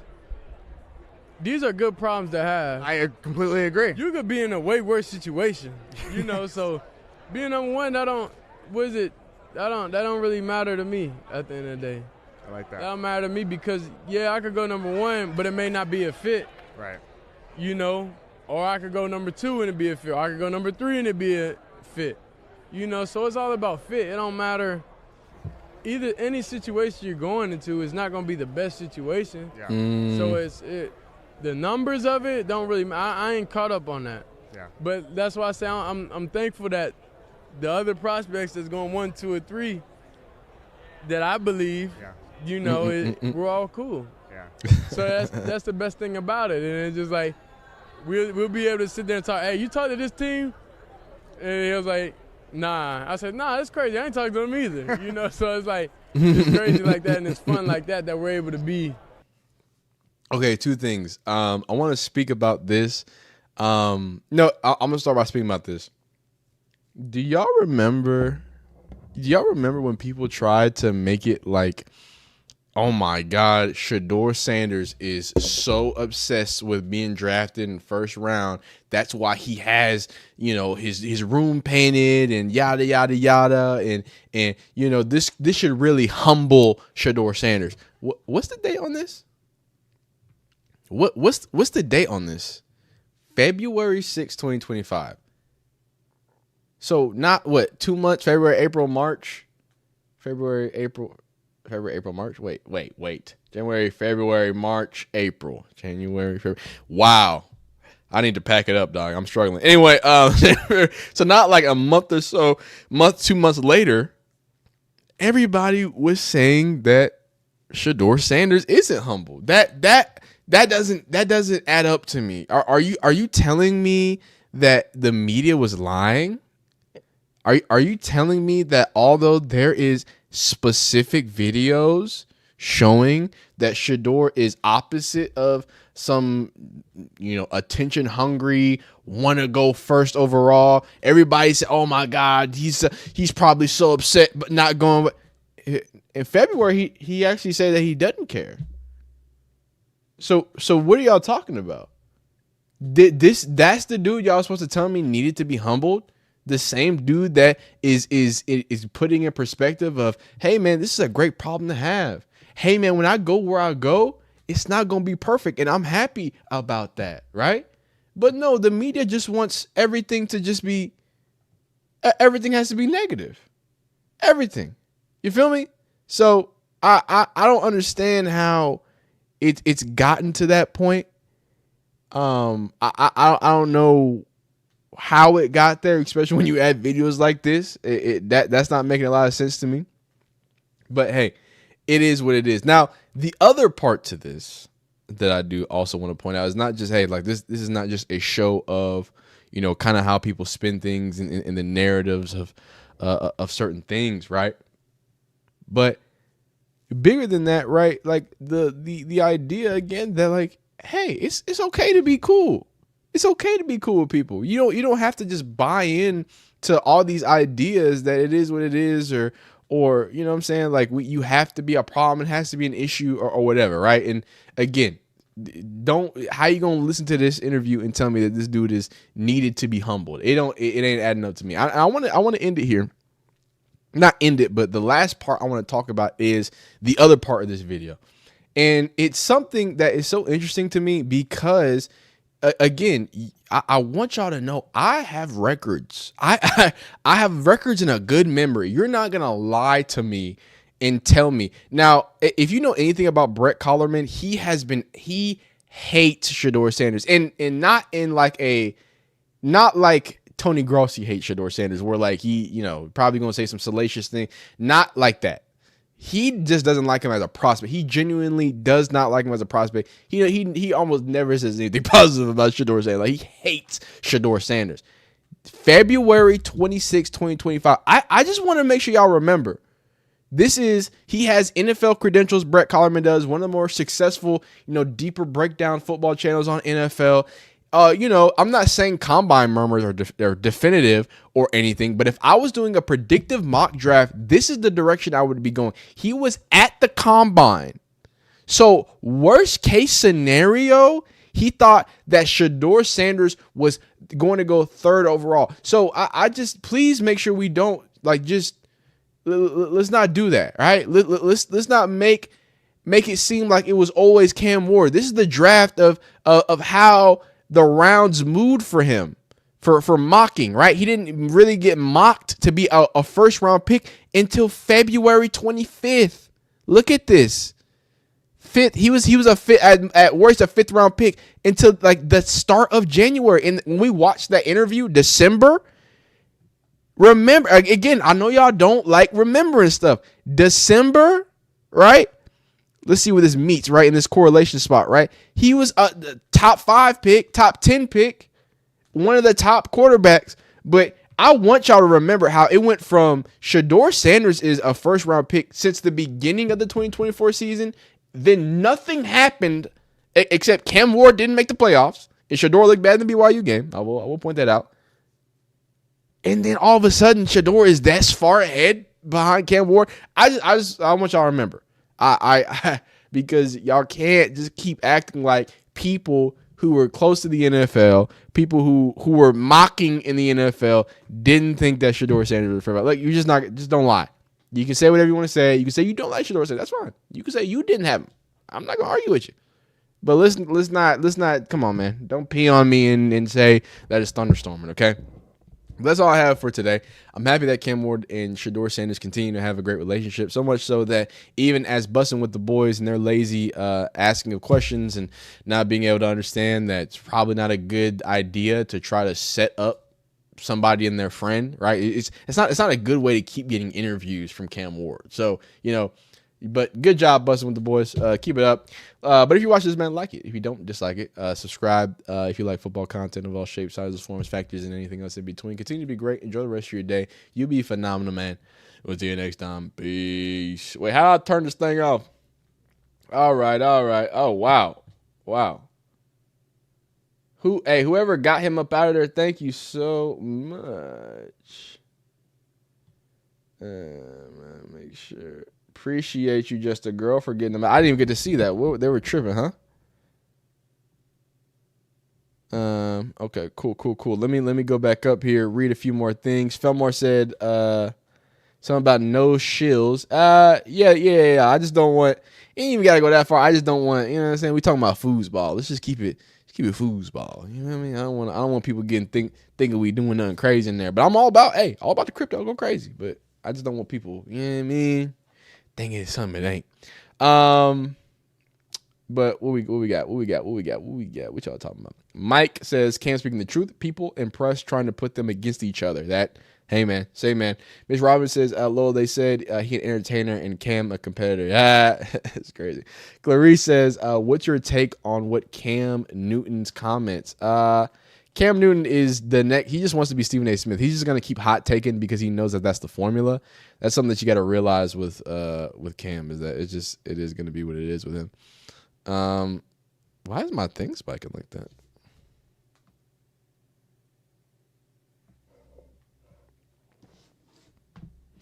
My connection keeps like spiking and stuff. I'm sorry about that. I hope everything. Can y'all see me okay? Is my connection straight? Because I actually finally got to what I wanted to. My favorite topic of the day. Appreciate y'all telling me to hit the like button. Treeborg says, I ain't going nowhere. I got to stream until 2 a.m. We'll see, man. We'll see. Y'all let me know if the connection is smooth. Oh, it should be back. I think we just dropped a little bit. J3.3 says, if Sanders says the stuff Cam says, the media would be all on Sanders. Oh yeah, for sure. Oh, all day. People say that. People are always like, "Oh my God," but Cam Ward is confident. Yeah, but people don't want to. They don't want to paint Cam Ward to be out of context. I hate when like people who are trying to like shit on Cam Ward Shedeur supporters. They're like, why does he get so much support? Why blah, blah, blah. It's because it's the same reason why. And I see so many people tweet this and it's so dumb. Or like talk about it like, well, the only reason I actually think Shedeur's a good kid, but the only reason why I don't like him is because people support him. What? You don't like somebody because somebody supports him? Like that don't even make no sense to me. Like that legitimately makes no sense to me. So in that same regard, if you think that way, why wouldn't you think a bunch of people would be passionate about him because of the way that y'all take everything out of context and like make things like, I don't know. It's just nasty work, though. But yeah, that's a point. Yeah, J3. Shilo has been put up. I don't know what that means. Just a girl. How you doing? Says I've never seen him talk about being drafted in the first round as if he had to. Yep. The media has been lying for months.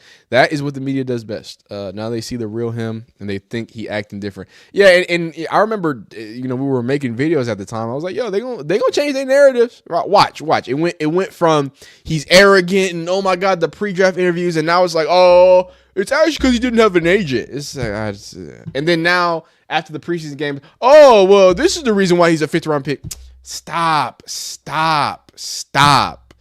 You can't retroactively watch him in the preseason and say, oh well, this is the reason why he fell to the 5th round, because y'all said he fell to the 5th round because of the interviews. Which one is it? Like y'all gotta stay on one. The film didn't change, and that was with my problem. The film never changed, but he kept dropping on mock drafts.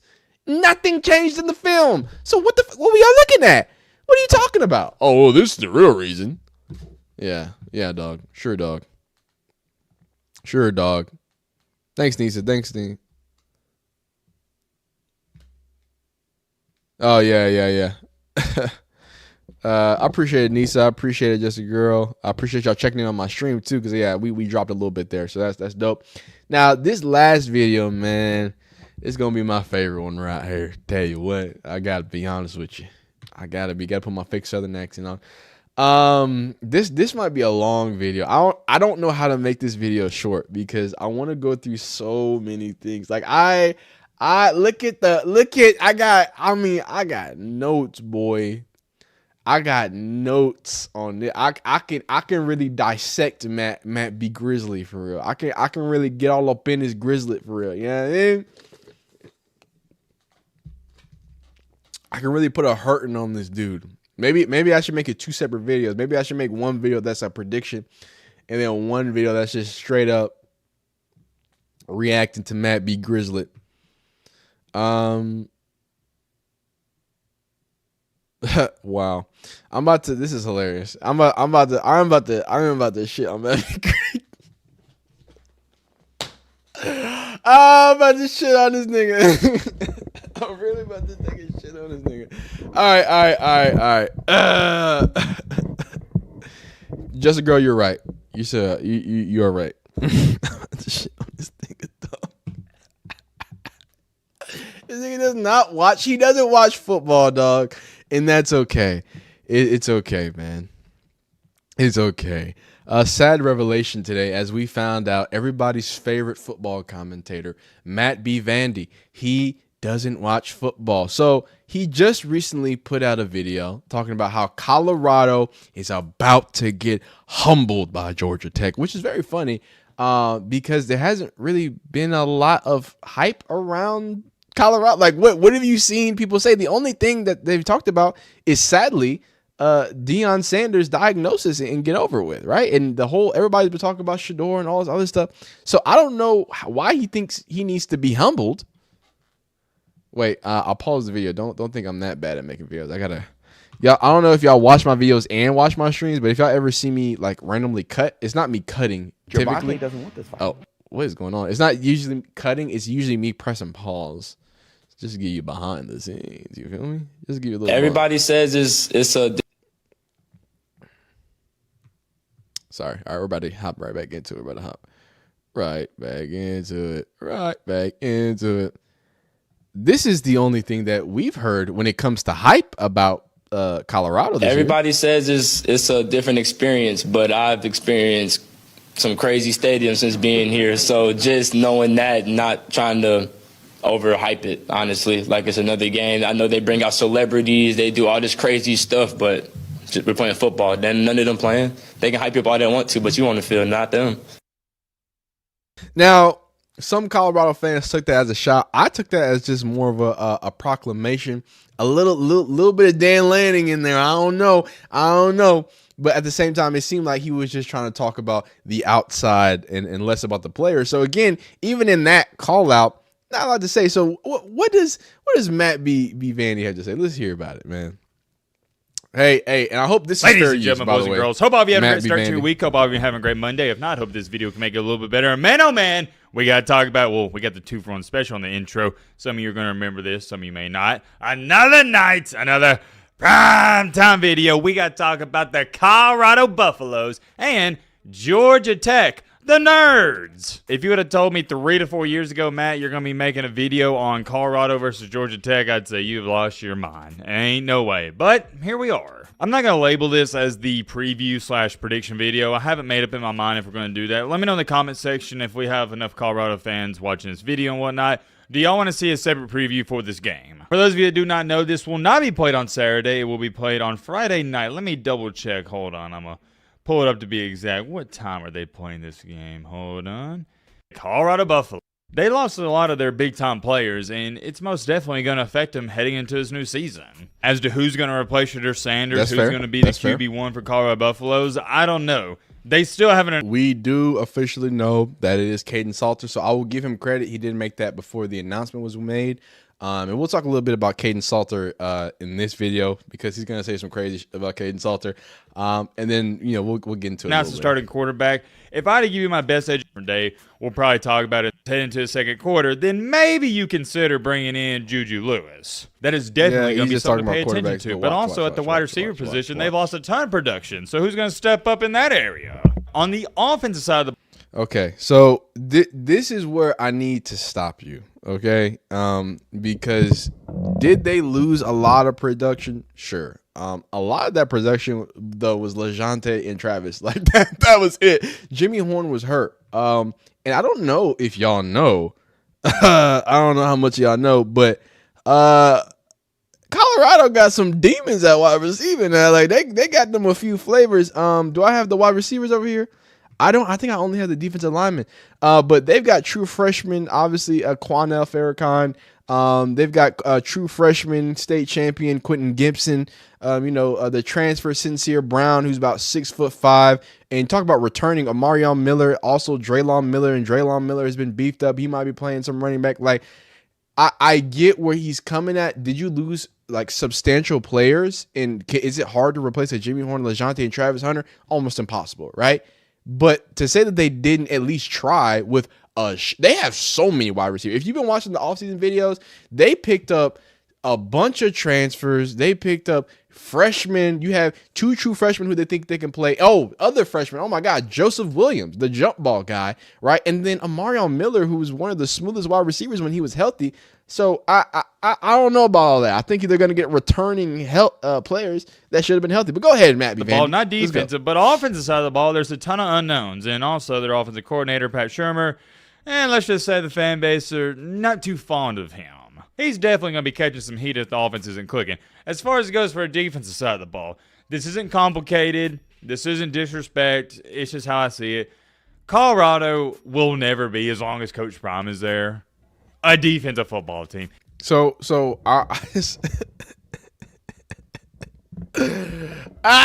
okay. So, and the reason why I'm stopping this is because he doesn't give any reasoning for it. But I remember I watched this, and at first I was like, okay, that's interesting. But then I let it keep playing. I'm like, why does he think that? Because, like, why? Why would a cornerback, a legendary cornerback, never have a defensive-minded team? His most high profile playing wise, if you don't count, well, first before Marshall Faulk, coach was Warren Sapp on the defensive side. So so where are you even getting that from? This is not even like a fact. I mean, this is more of an opinion thing because he just has an opinion that he doesn't think that they're going to be an offensive school or a defensive school. But what makes you think that? Like he's a defensive player. But continue. The defense was hot bunzos when he first got there. Mm-hmm. And I hate to say it, but it's the cold, harsh truth. They're still hot bunzos. And now we get to facts. And this is where we figure out that Matt B. Diddley only watches SEC football. Yeah, you're getting exposed. Sorry about it. So let's take a look at Georgia Tech's defense, huh? How about we take a peek at Georgia Tech's defense? Now, as you can see, Georgia, and this is last year's stats, just to be specific. So we're just going off last year, okay? Just going off last year. Georgia Tech has a defensive opponents allows opponents to score per game. They're ranked 75. Obviously, this out of the 134 FBS teams. Opponents yards a game, 54. Opponents points per play, number 95. Opponents yards a play, number 98. Opponents third down conversions, number 34, which is actually not bad. And then red zone scoring, number 94 in the nation. Now, do rankings mean everything? No, they don't mean everything. And did he say that Georgia Tech had an amazing defense? No, but there's a reason why I brought this up.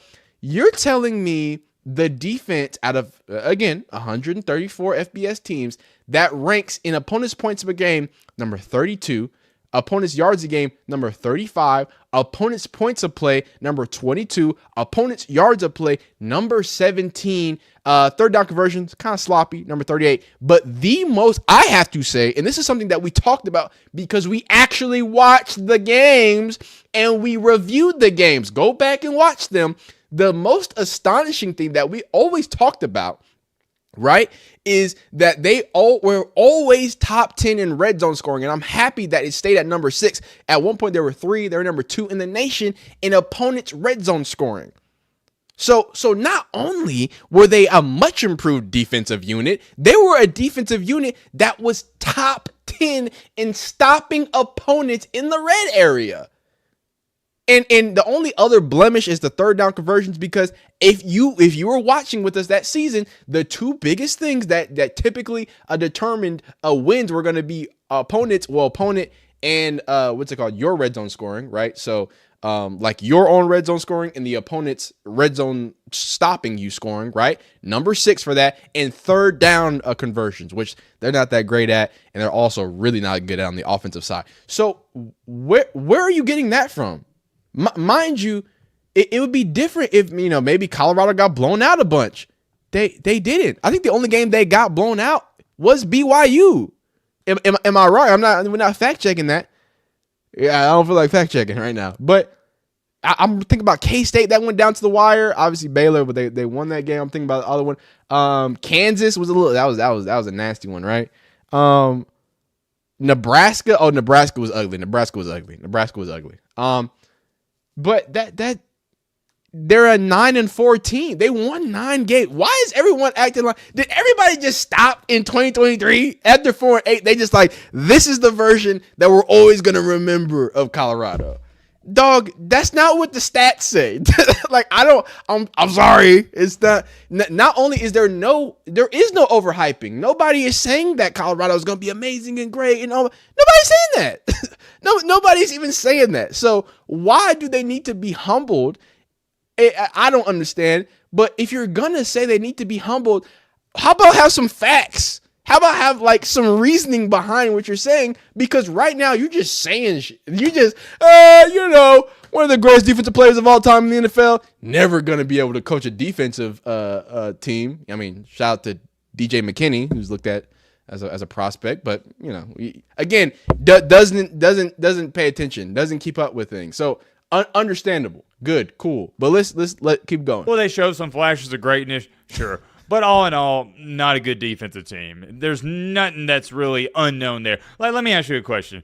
Be for real. If Colorado gives up 40 to Georgia Tech, as a Colorado fan, I'm asking you, would you be shocked? Heck to the no. So that's why there's no unknowns on the defensive side of the ball. nothing's going to shock you. But on the offensive side of the ball, that's where the conversation and debate starts to heat up. Because if one of you in the comment section were to say, Matt, I think there's a case and scenario where the quarterback play is not good against Georgia Tech and they struggle to even score 10 points, I'd say, yeah, I can see that happening.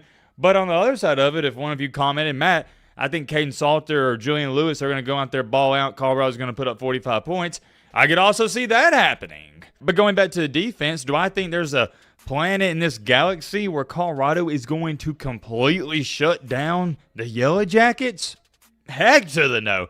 It's not going to happen. Watch. It won't. They're not a defensive football team. It is what it is. I know they brought in Warren Sapp and some other good coaches, and Colorado's got a decent coaching staff, believe it or not, but they're just never going to be a defensive team. I can't dumb it down any more than that. If Colorado wants to win some games this year, more importantly, win this game against Georgia Tech, you're going to have to outscore them. Now, here's where things get interesting, and it's the main focal point of this video.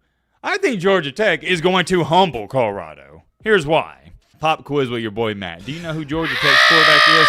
I'll give you a second. Haynes King, the same quarterback who played out of his mind against Georgia and should have won. The same quarterback who can't throw for shit. He got injured, and there was a game where they literally had a 2-quarterback system. They brought Haynes King in to run, and they had to use the true freshman to throw the ball because he literally fucking couldn't do it. He's a glorified running back. Now, this is not disrespect to Haynes King, because Haynes King's a dog. let me sit up and say this. Haynes King is a dog. But again, I watched a lot of Georgia Tech games. He's going to talk about Jamal Haynes. Jamal Haynes is a dog as well. He's the running back.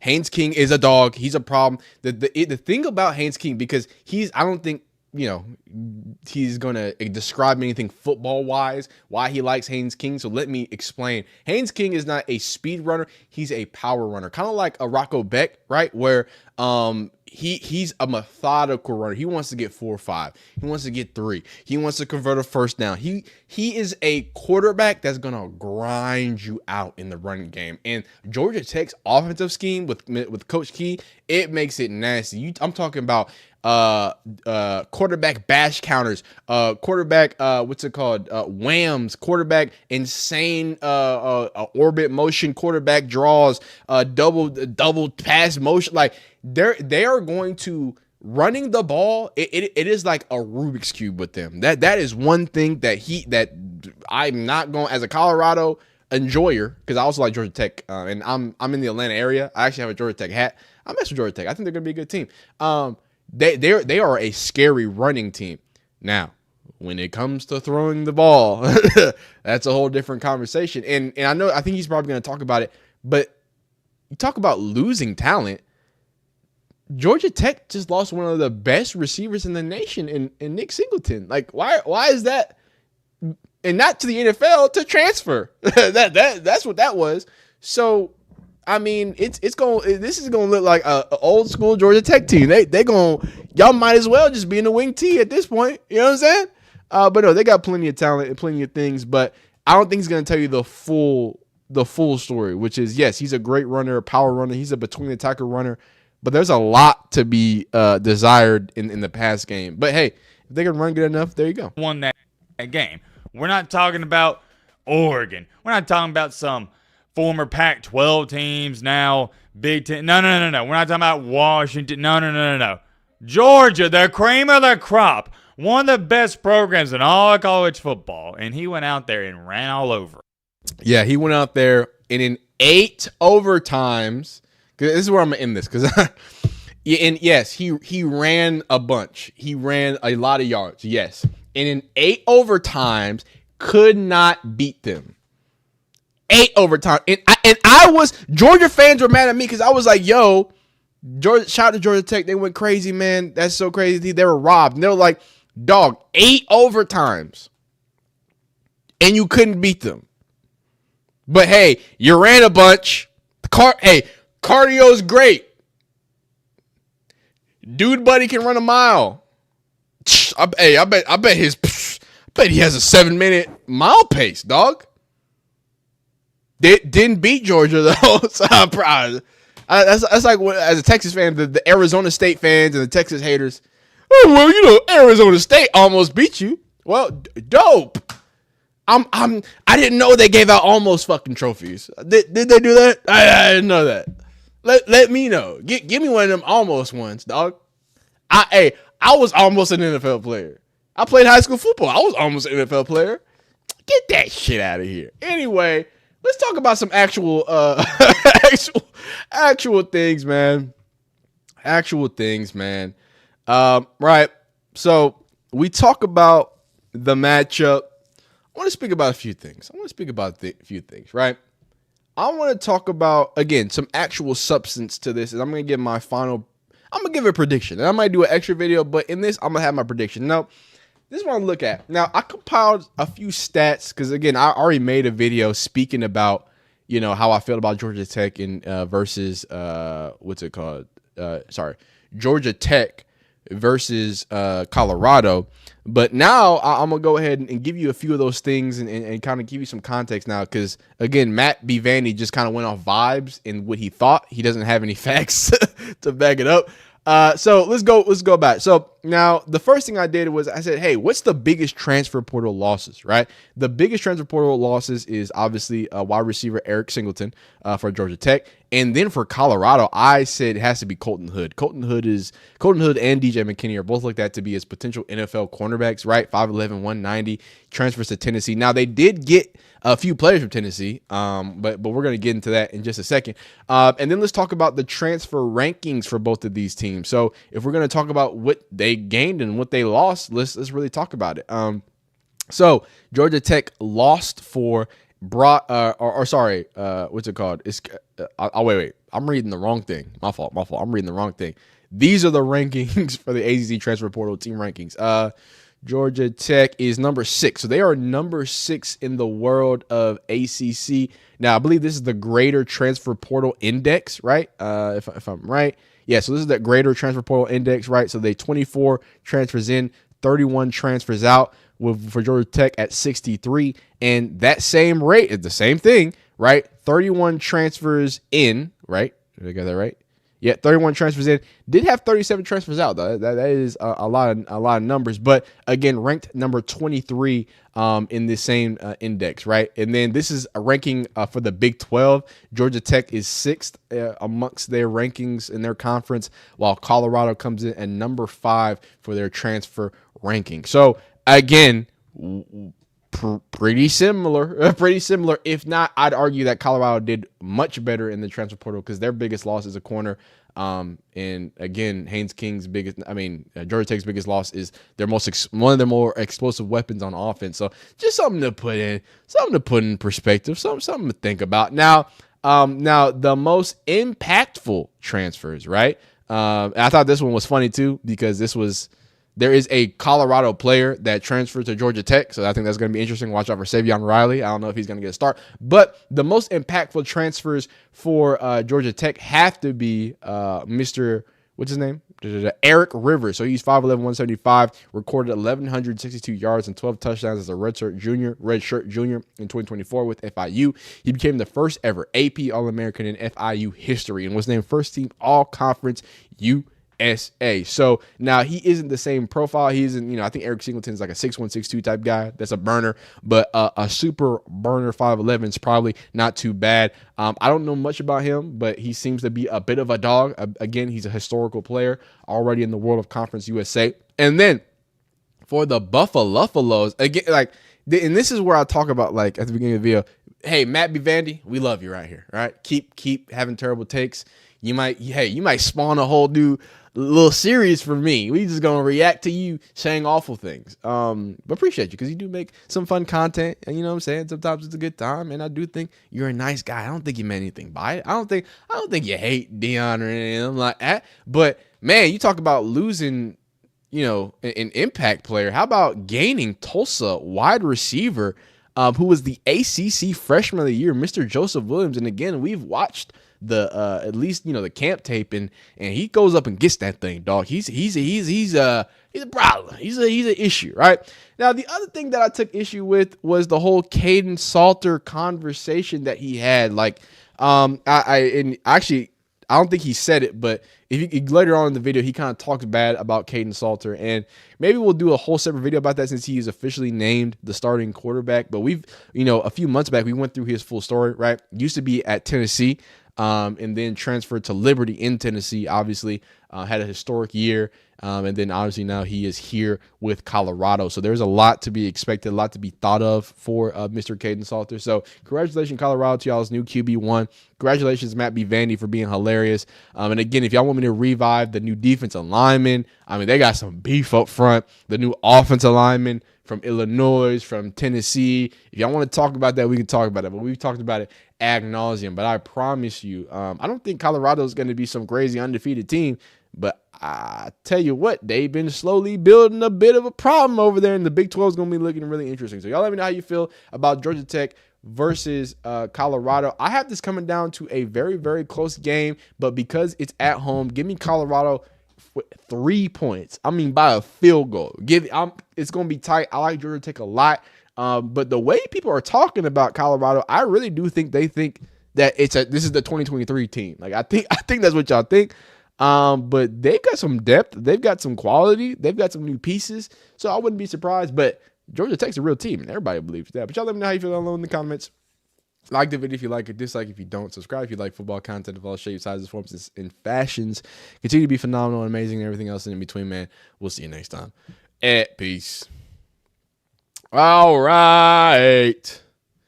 We about to wrap this up, man.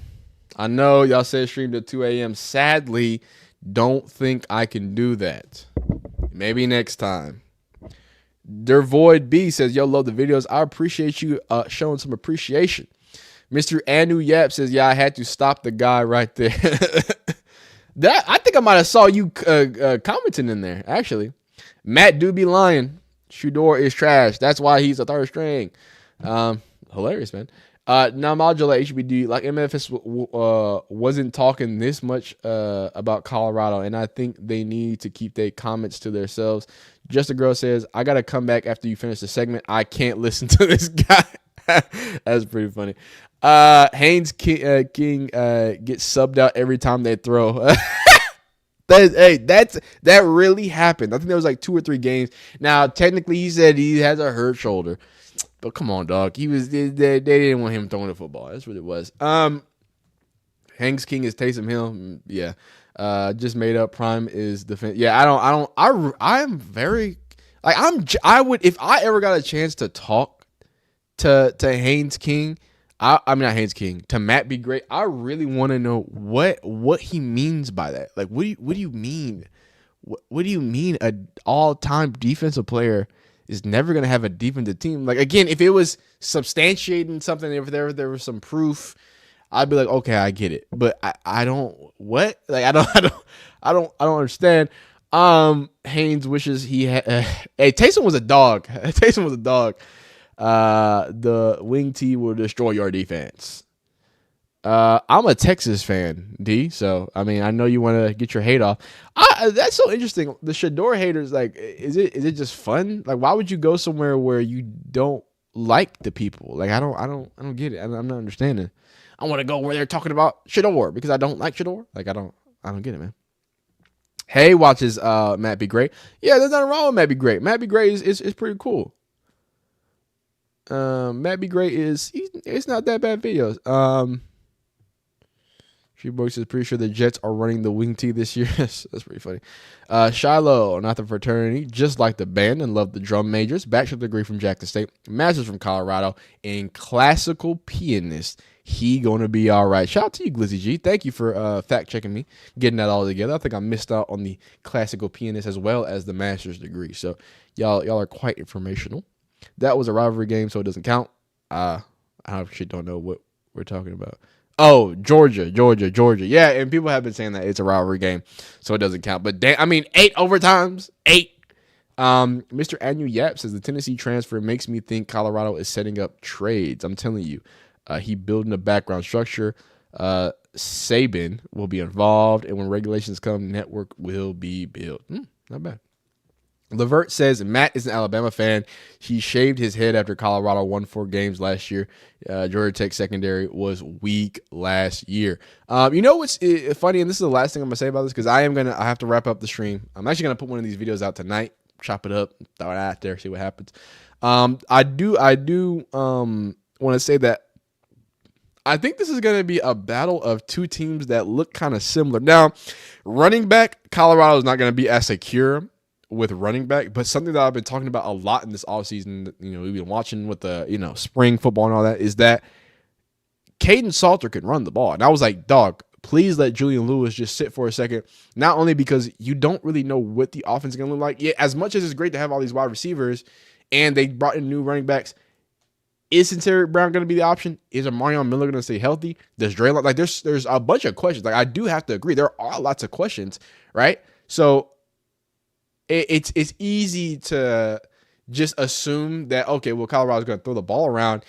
What if Caden really can't throw the ball that well, right? What if and he's not, from what I've seen, he's not a terrible thrower of the ball, right? But what if the system just can't get cooking? What if Colorado comes out and they look like Georgia Tech? That's what I was really about to say, where the run game goes through Caden Salter and they don't really trust any of the running backs. And, maybe they try to get some option going. Like, I think, and it's something that's very interesting. You see it sometimes in the NFL, but it's a lot more unique the way that it's used. Obviously, it's growing, but using a quarterback in the run game, not just, hey, we do some options, we do some whatever, the old Peyton Manning, you know what I'm saying, to the end zone. No.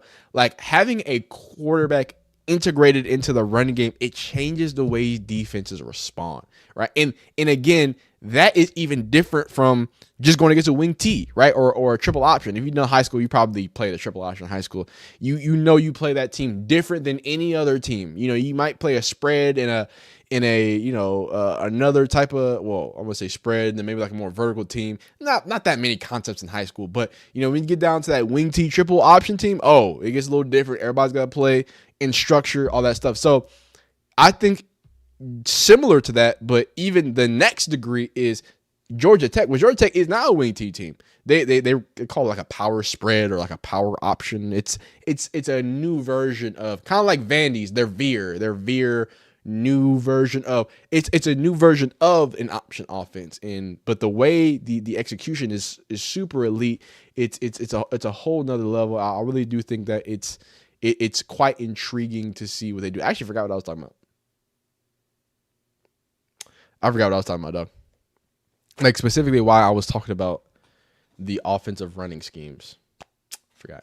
Anyway, yeah, man, but that's it. I'm gonna read these last chats. I did swear. Matt's Alabama fan. If you notice Matt new info, he is always 2 weeks late after Bucky post. That's hilarious.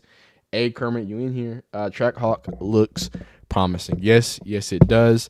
But I need to wrap this up. I'm gonna wrap this video up. I'm gonna chop some of these videos up, or wrap this stream up, chop some of these videos up, throw them on the channel, and get to it, man. I thank y'all so much for rocking with me the last 190 or however many y'all are in here.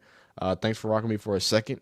We had 500 for a second, this for a second, that for a second. But yeah, that's all she wrote. Salter being the wing T leader. Oh, yeah. Okay, yeah. So yeah. So with all that being said, right? That's what I was saying. The difference when you integrate a quarterback, it's completely different, right? It's completely different than just having an option team, because now, okay, well, he's going to throw and he's going to do this, and they might come out in regular, you 3-by-1, whatever, but it makes you think, and that's what Georgia Tech's going to do. They're going to come out in running sets. They're going to come out in power sets. They're going to come out and through the motion, through the running schemes, you're going to have a 3-by-1, right? And then all of a sudden you're going to have a crack block on, and then now you have an inside zone split with a running back lead. While the quarterback, like, they're gonna pull out some crazy shit. Like, it's gonna be some like double GT counter, all that else. But regardless, thank y'all so much for supporting. Thank y'all so much for watching. More streams coming. New setup coming too, because new spot. So hopefully streams are more frequent. Hopefully things flow a little better. Thank y'all so much. I hope you have a blessed night, man. It's late, man. Y'all go to sleep, man. Get out of here. Y'all be great. Y'all be amazing. Yeah.